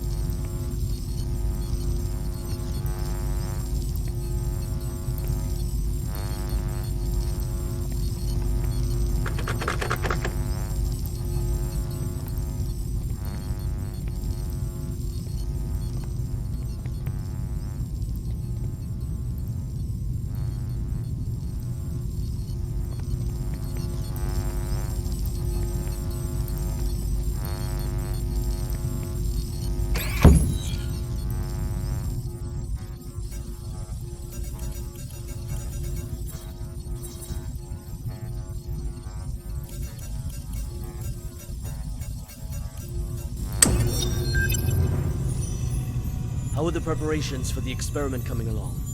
Equipment's been checked. Everything is ready. Good. Anything to be aware of? Sam went to the counseling room after yesterday's experiment. Give him an injection of amnestic agent, and let Arthur take his place.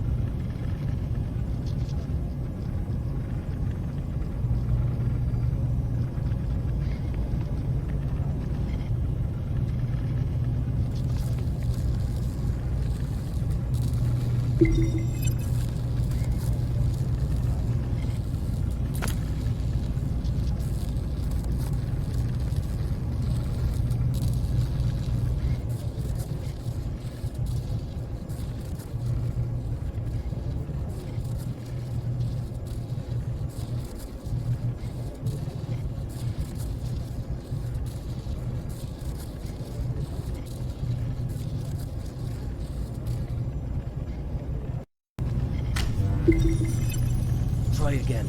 Set voltage strength to 250 kilovolts. Dr. Pierce, the heart rate of SCP-239 has now exceeded 160. Her physiological indicators are quickly approaching their limit.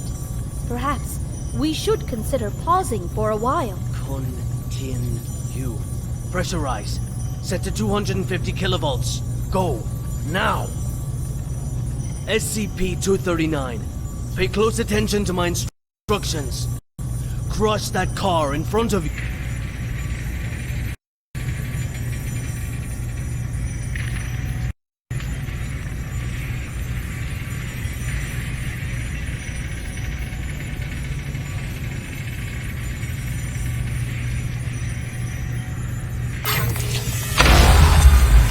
The meaning of this? Sean Pierce. Violet. Long time, Sean. What's it been? 7 years? I've got no time to play catch-up with you. Not a great first impression you're leaving either. Barging into my lab and interfering with my experiments. According to Foundation security regulations, I could have you detained, you know. Still the same old temper. You haven't changed one bit, Sean. Well, if you want to talk business, then let's talk business. You should have a look at this first. This is... No. This is O5's mandate.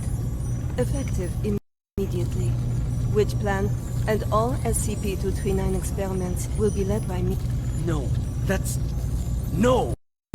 This is a mistake! It's not possible! Don't take it personal, Sean.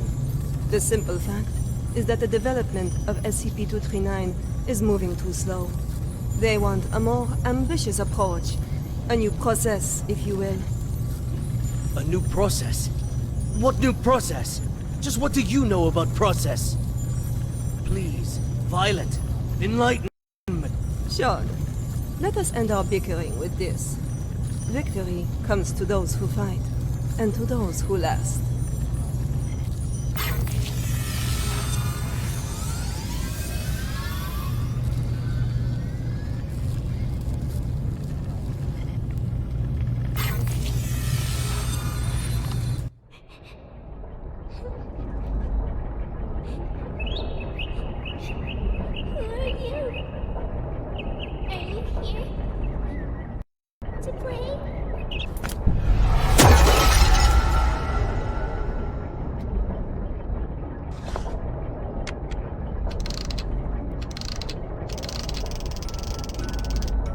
Bird's Nest, do you copy? Copy, loud and clear. Just what exactly is which plan? That's not your concern. Focus on the mission at hand. Stop the spread of energy diffusion released by SCP-239, and do it quick. Yeah, sure.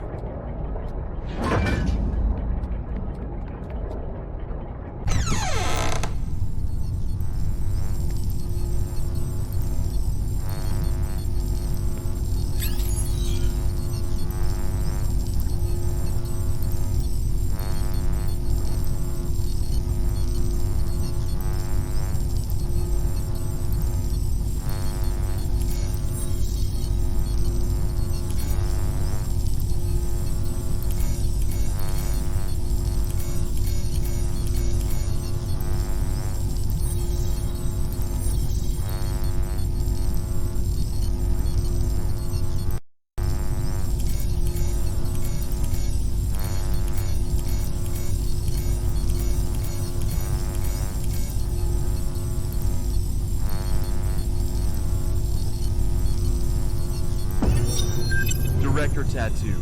The storybooks and toys we ordered have arrived at C3 warehouse. Good. How's the containment room remodeling coming along? The bed and daily necessities are all in place. The demolition of the ARB potential development plan will be completed next. Good and good. Now, how about the formal meeting with our little princess?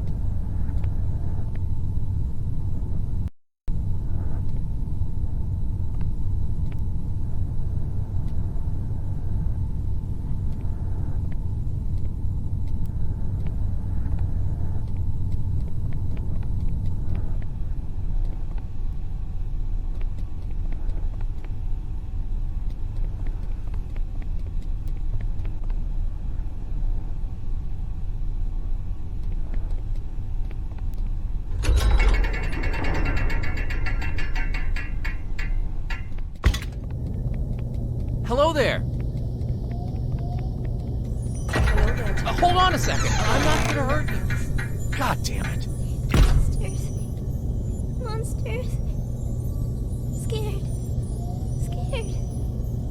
When you feel scared, just close your eyes. Imagine something beautiful, and those terrible things will disappear. Who are you? My name is Violet Tattoo. You can just call me Violet. I will take care of you from now on. No one will hurt you ever again.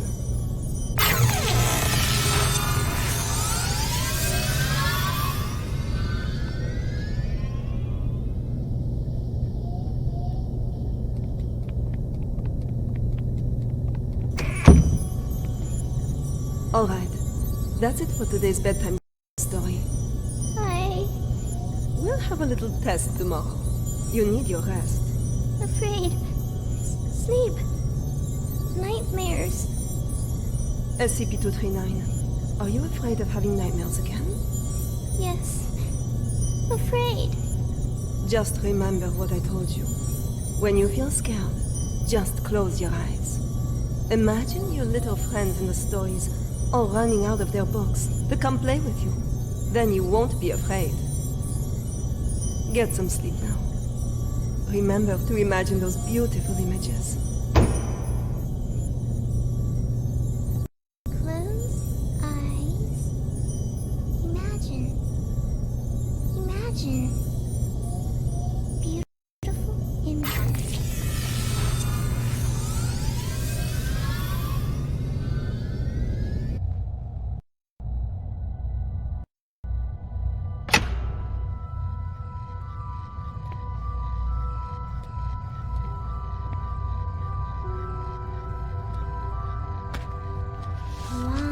Long time ago, there was a robin. It wanted a home of its own. But what should a home look like?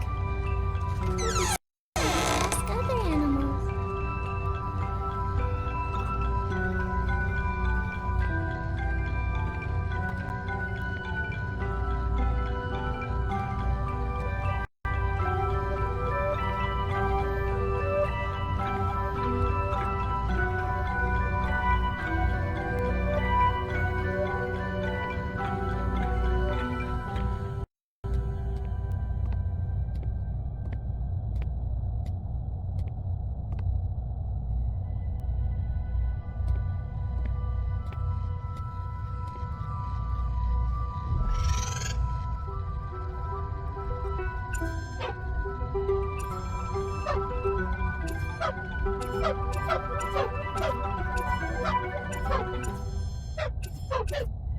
The robin needs an elephant. It says the house should have very strong floors. Strong enough to support my weight. The robin shakes his head.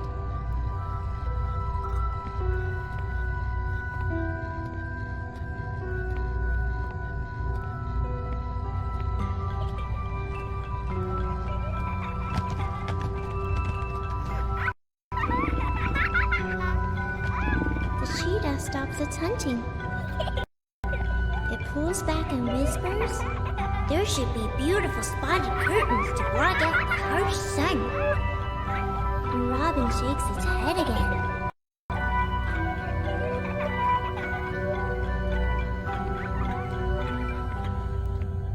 The giraffes speak from way up high. The house should have a high roof, and plates should hang from the ceiling. The robin flaps its wings and flies away. The hippos let out a loud yawn. The house should be built in a pool, so we can bathe anytime and sleep anytime. The robin shakes off the water droplets and flies away.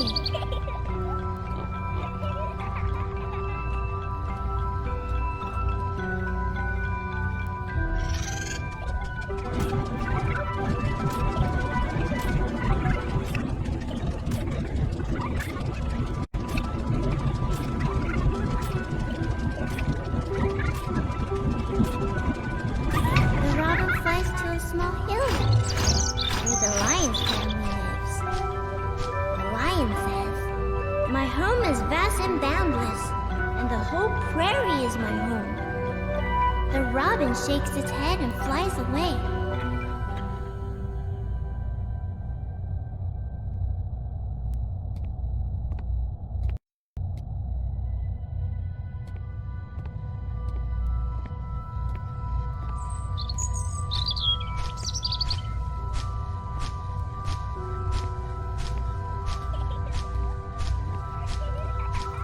It flies and flies, and finally it lands on the back of a rhinoceros.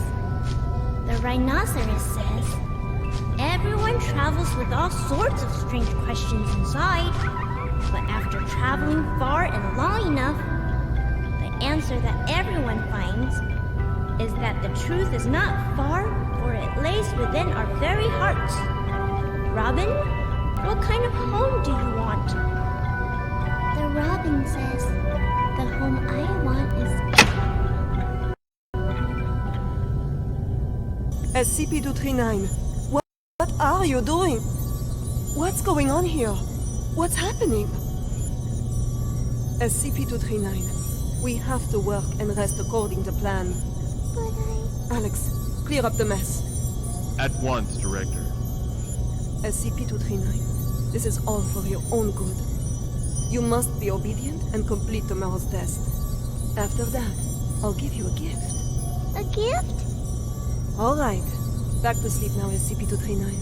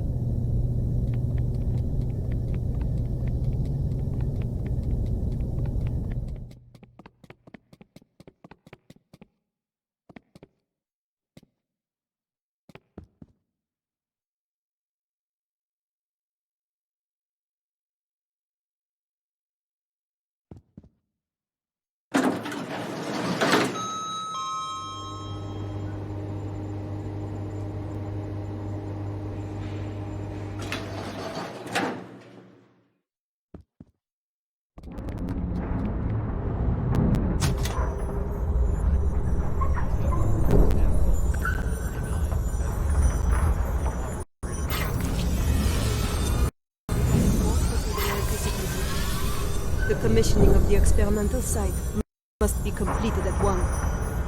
The formal presentation is next week. I'll see to it, Director. What shall we do with these creations of SCP-239? Destroy them.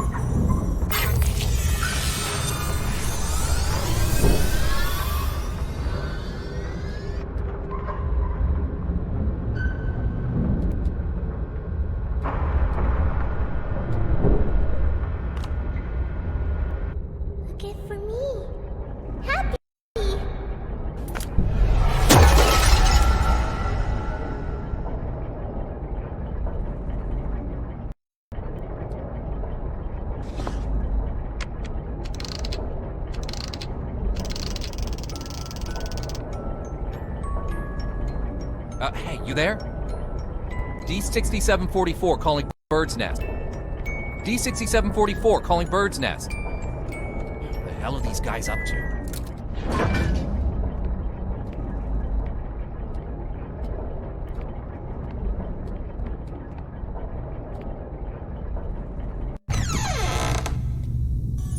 Director Tattoo. The experimental site has been fully prepared. The report may begin at any time. Excellent. If today's experiment goes smoothly, I will have full control over which plan. Go, check again to be sure that everything is in place. There can be no omissions. At once, Director.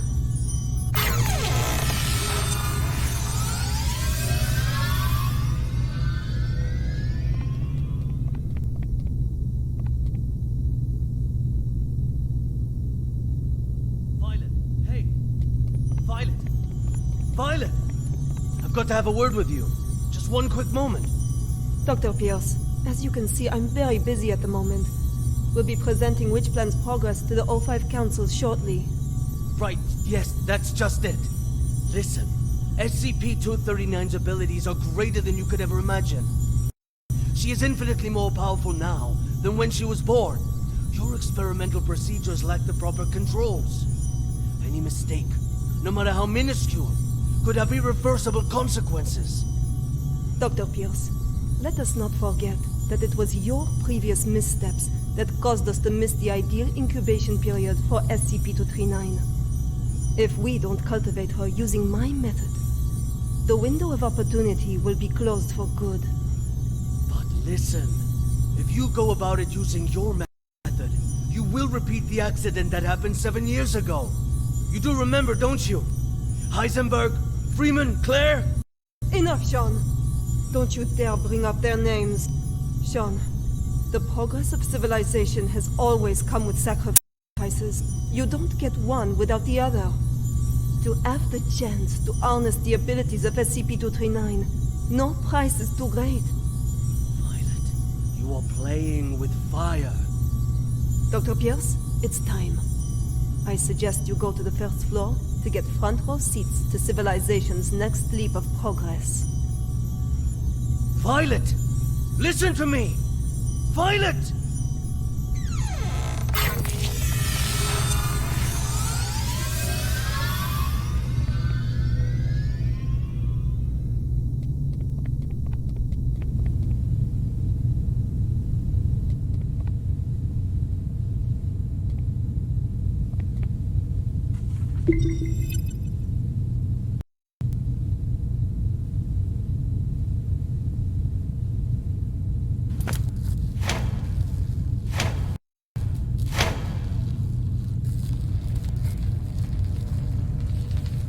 I am Violet Tattoo, and this is the meter test part 1.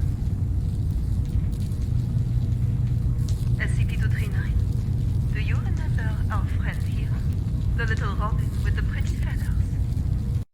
Can you make it come out and play with us? Okay.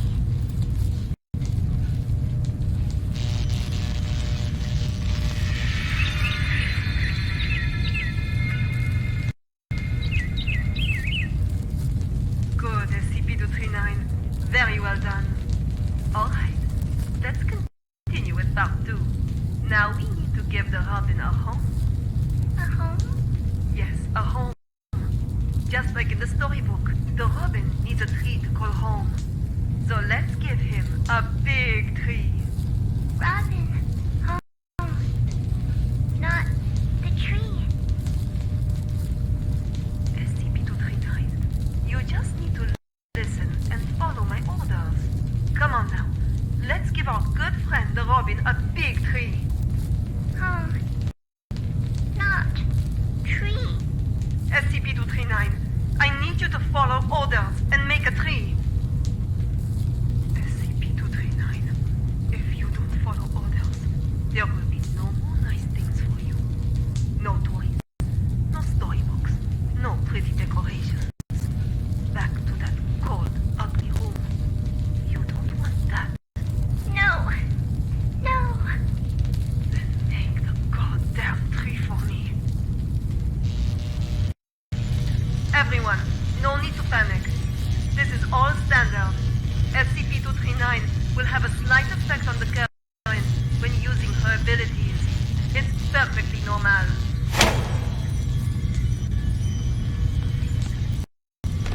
Very well done, SCP-239. Good. Perfect. As you can well see, under my guidance, SCP-239's abilities grow more and more powerful each day. Over time, we will expand the experimental content, and we will see even more advancements. SCP-239, you can stop now. That's enough.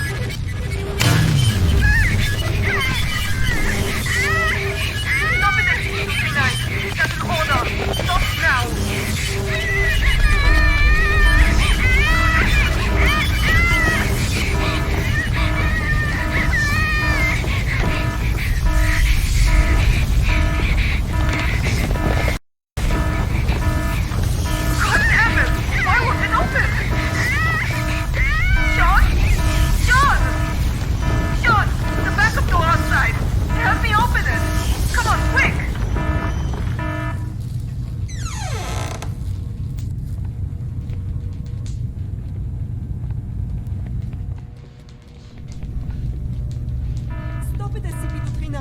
That's an order. Stop now.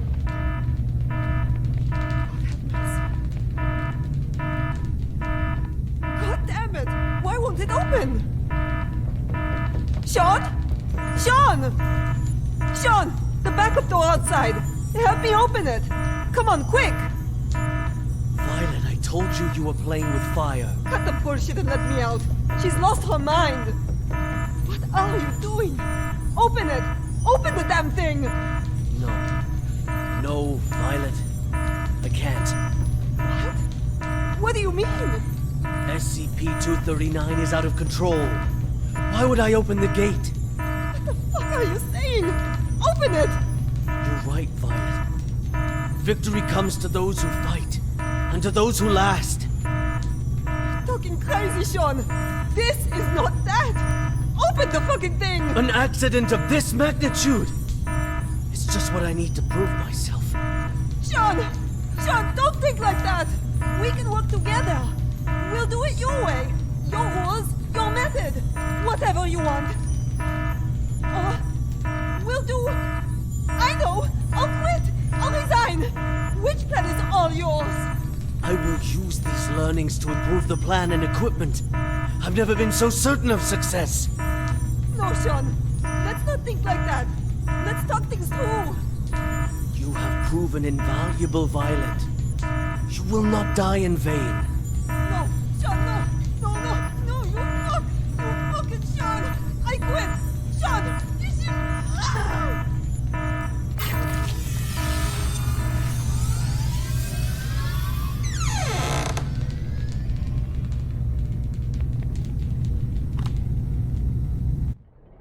Sorry.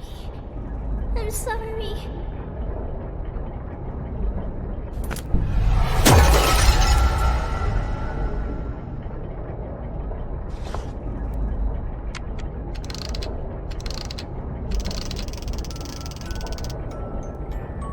D6744. The energy output is getting out of hand. How much longer? So this is the witch plan, huh? Are we anything more than tools to you? It's not about that. This is about saving the world. Either you fix this, or we're all screwed. That's what I'm doing. Then move your ass and do it already. Yeah, suck my nuts. Quitting the Foundation was the best damn decision of my life.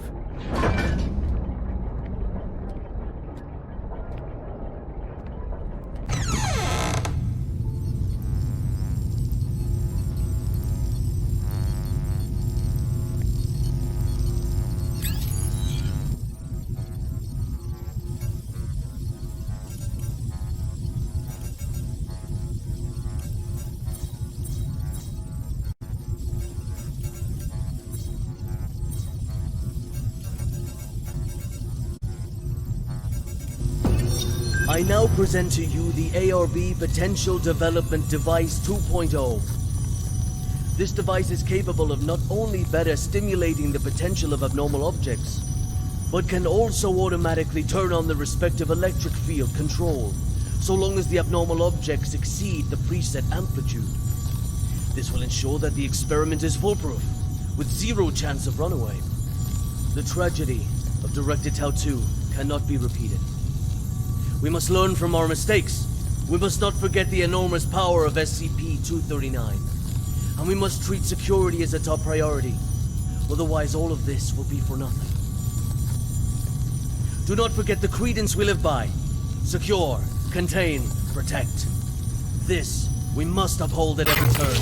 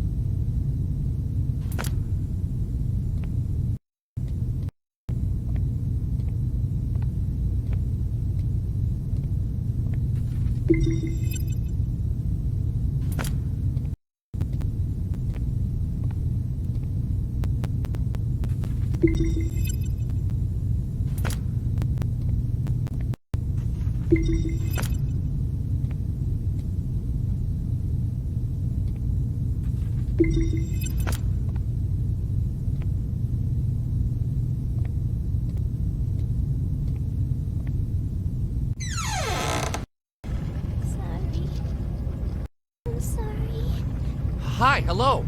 It's okay. I just want to talk. Stay away! What happened? It's not your fault. Away! Oh, shit. You will all die! Die! You will all die!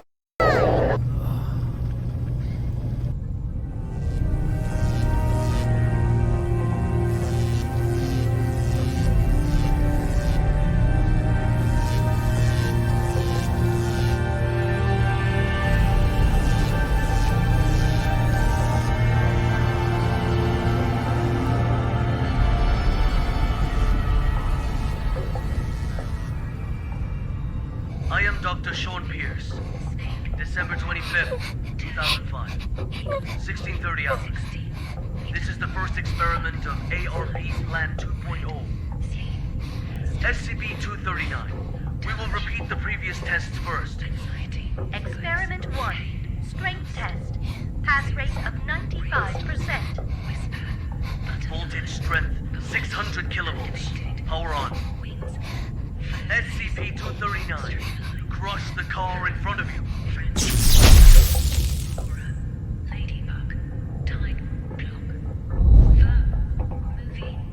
Snake. Crying. Eternal. Blood. Science. Bread. Move. Anxiety. Blues. Pain. Lost. Whisper.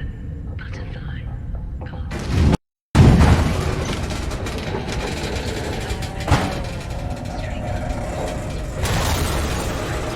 Prison. Aura. Ladybug. Test completed. Pass. Good. Go on. Experiment 2. Control test. Pass rate of 87%. Voltage strength 700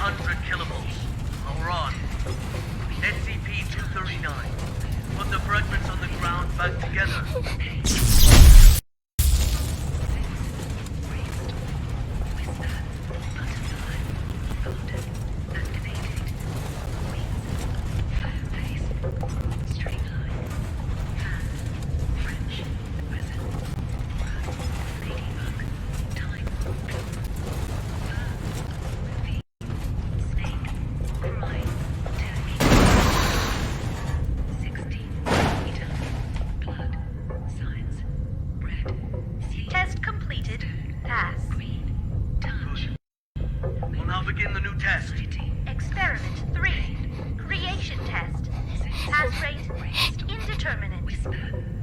Voltage strength, 800 kilovolts. Power on. SCP-239. Reassemble this junk to a truck. A real, operational truck. Not some fancy replica. Snake, crime, turkey. Very well done. 16, eater. Amazing. Fun. Red, sleep, stone, I know where the problem is. Do I need to shock you again? Zeus, Amazing. whisper, Fun. butterfly, golden, activating. Voltage strength to 950 kilovolts. String line. Dr. Pierce, our equipment can't handle that much current. Damn it. I'm the one who's in charge of this experiment. 950 kilovolts. Now! Power on! 16, eater. Afraid. Red, sleep, Those eyes. queen, Imagine. anxiety, Imagine. lost. Zeus, brainstorm, whisper, butterfly.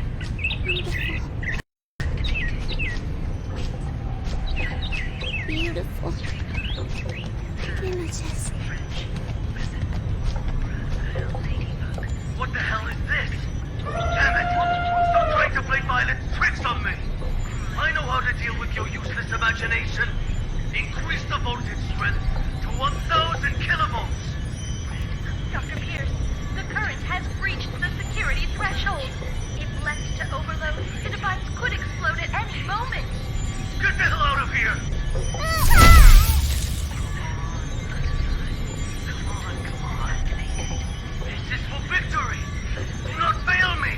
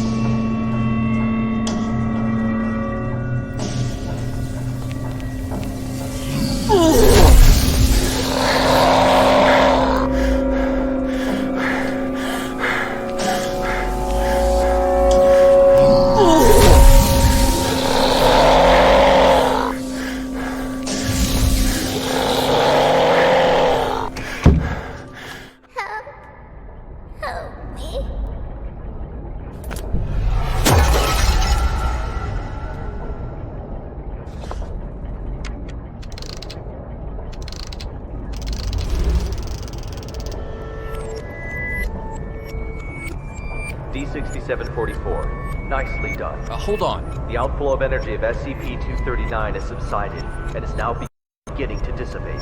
We have regained control. Just hold on. Again, a job well done. The synapse is now ready to be disconnected. Can you just hold the fuck on and listen for a damn change? What's the matter? The problem hasn't yet been solved. She's still lost deep in her mental anguish.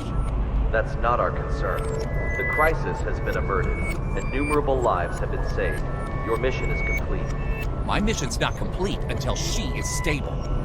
Compassion in times of desperation leads only to the destruction of yourself. 3 minutes.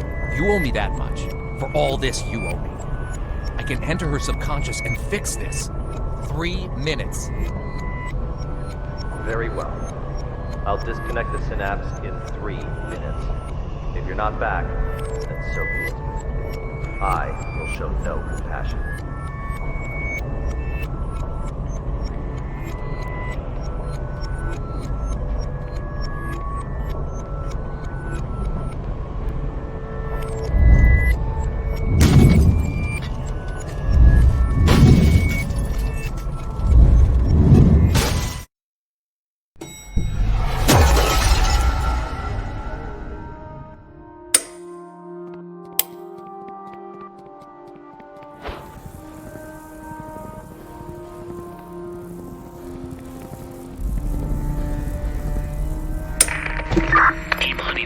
Entered the value anomaly area, now quickly approaching. Good. Proceed.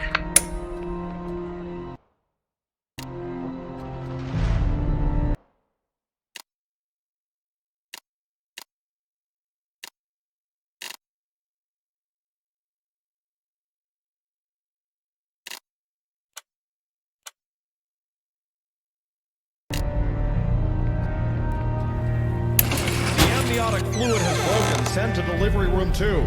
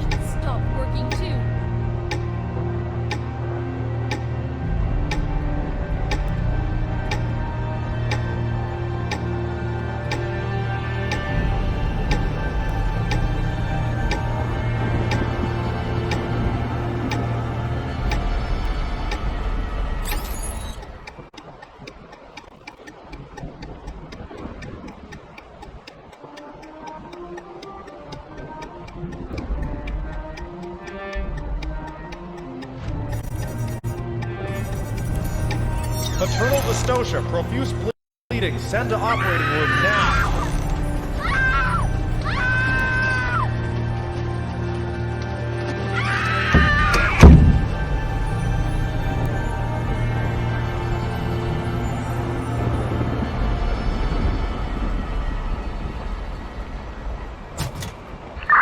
Value fluctuation increasing. T-Money Badger approaching target. Heart rate 100. Blood pressure normal. Hemostat. Target confirmed. Containment operations ready. Excellent. Operation Witch Hunt commence.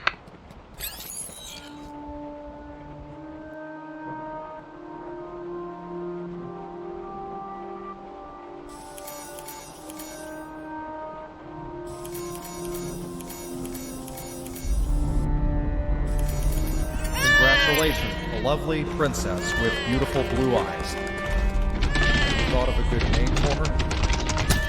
She is my little angel.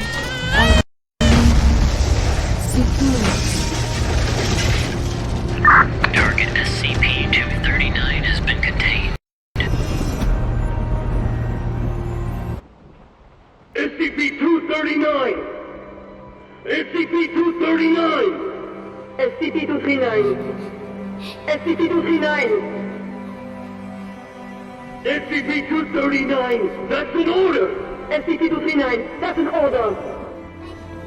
SCP-239! Do as I say! SCP-239! Do as I say! Come on! Do it! Come on! Do it! SCP-239! SCP-239! SCP-239! Don't blame yourself. None of this is your fault. Maybe you weren't meant for this world. Those eyes. Imagine.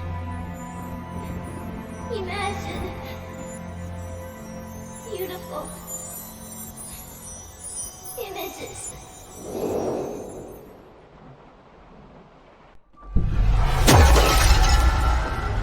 The robin says, the home I want, my home is squishy all over, with shiny warm lights and no more cold steel.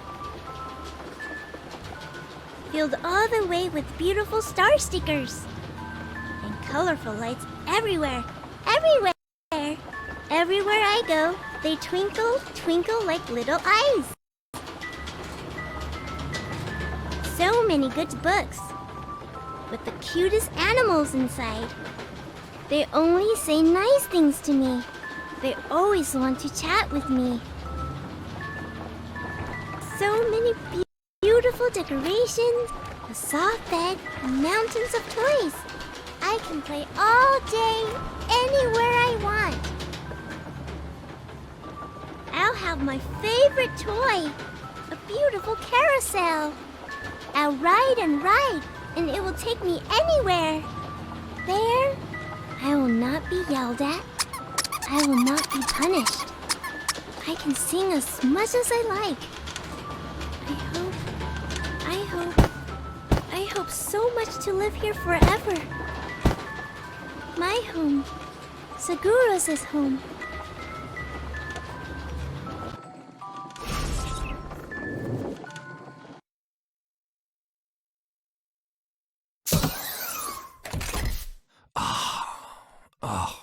My head.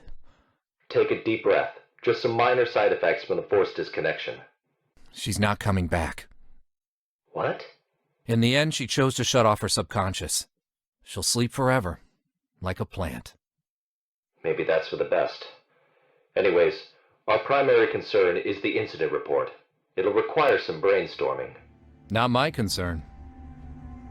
I'll arrange for someone to take you back. See you on the next mission. Not in this lifetime.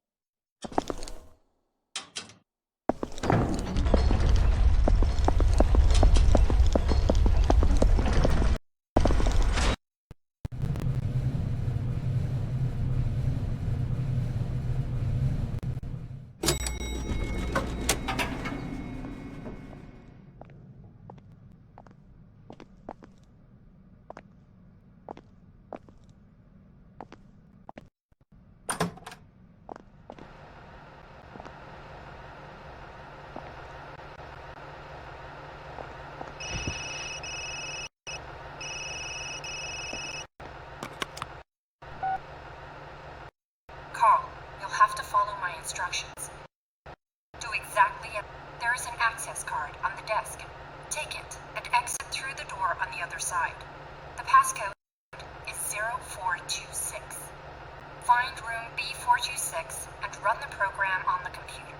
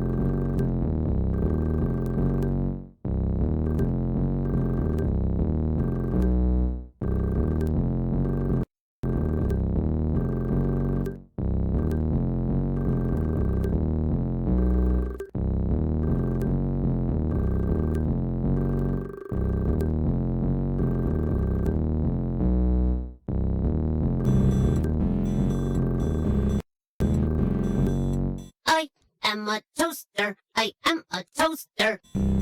I am a toaster. I am a toaster.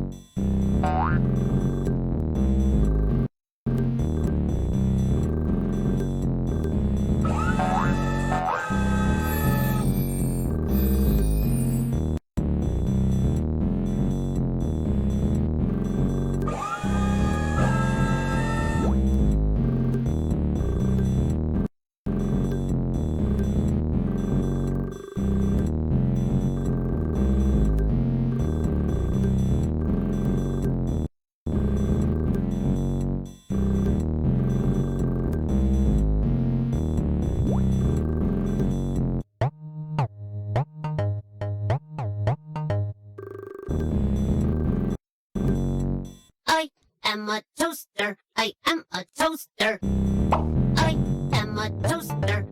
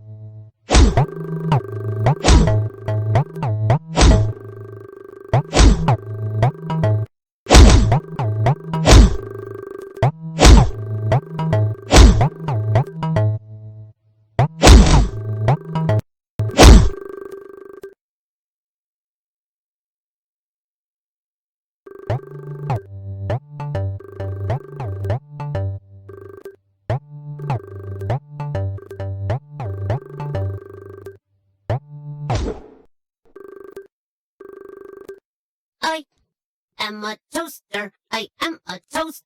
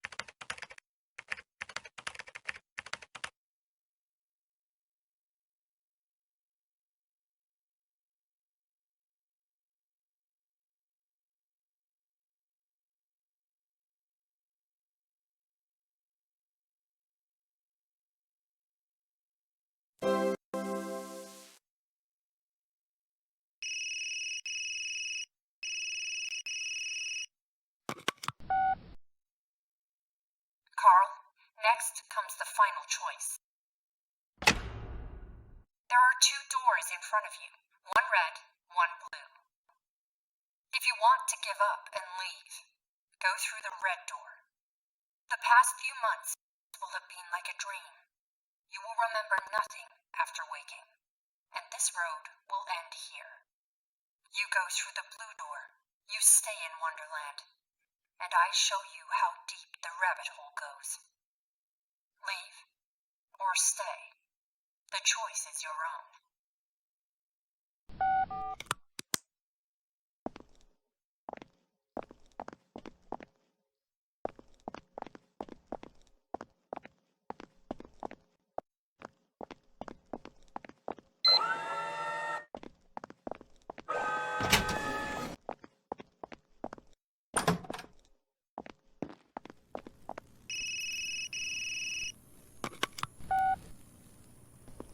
Good job, Carl. I'm glad you made it through. Have you ever felt like there were memories in your head of things you never experienced? Whispers of people you never met? These were not hallucinations. They're your actual memories. Carl, you are not a rookie at all. You are a member of Mega 5. You always have been. My name is Marion Wheeler, Captain of Mega 5. Welcome back, Gardener Carl. Now, we need to talk about 55.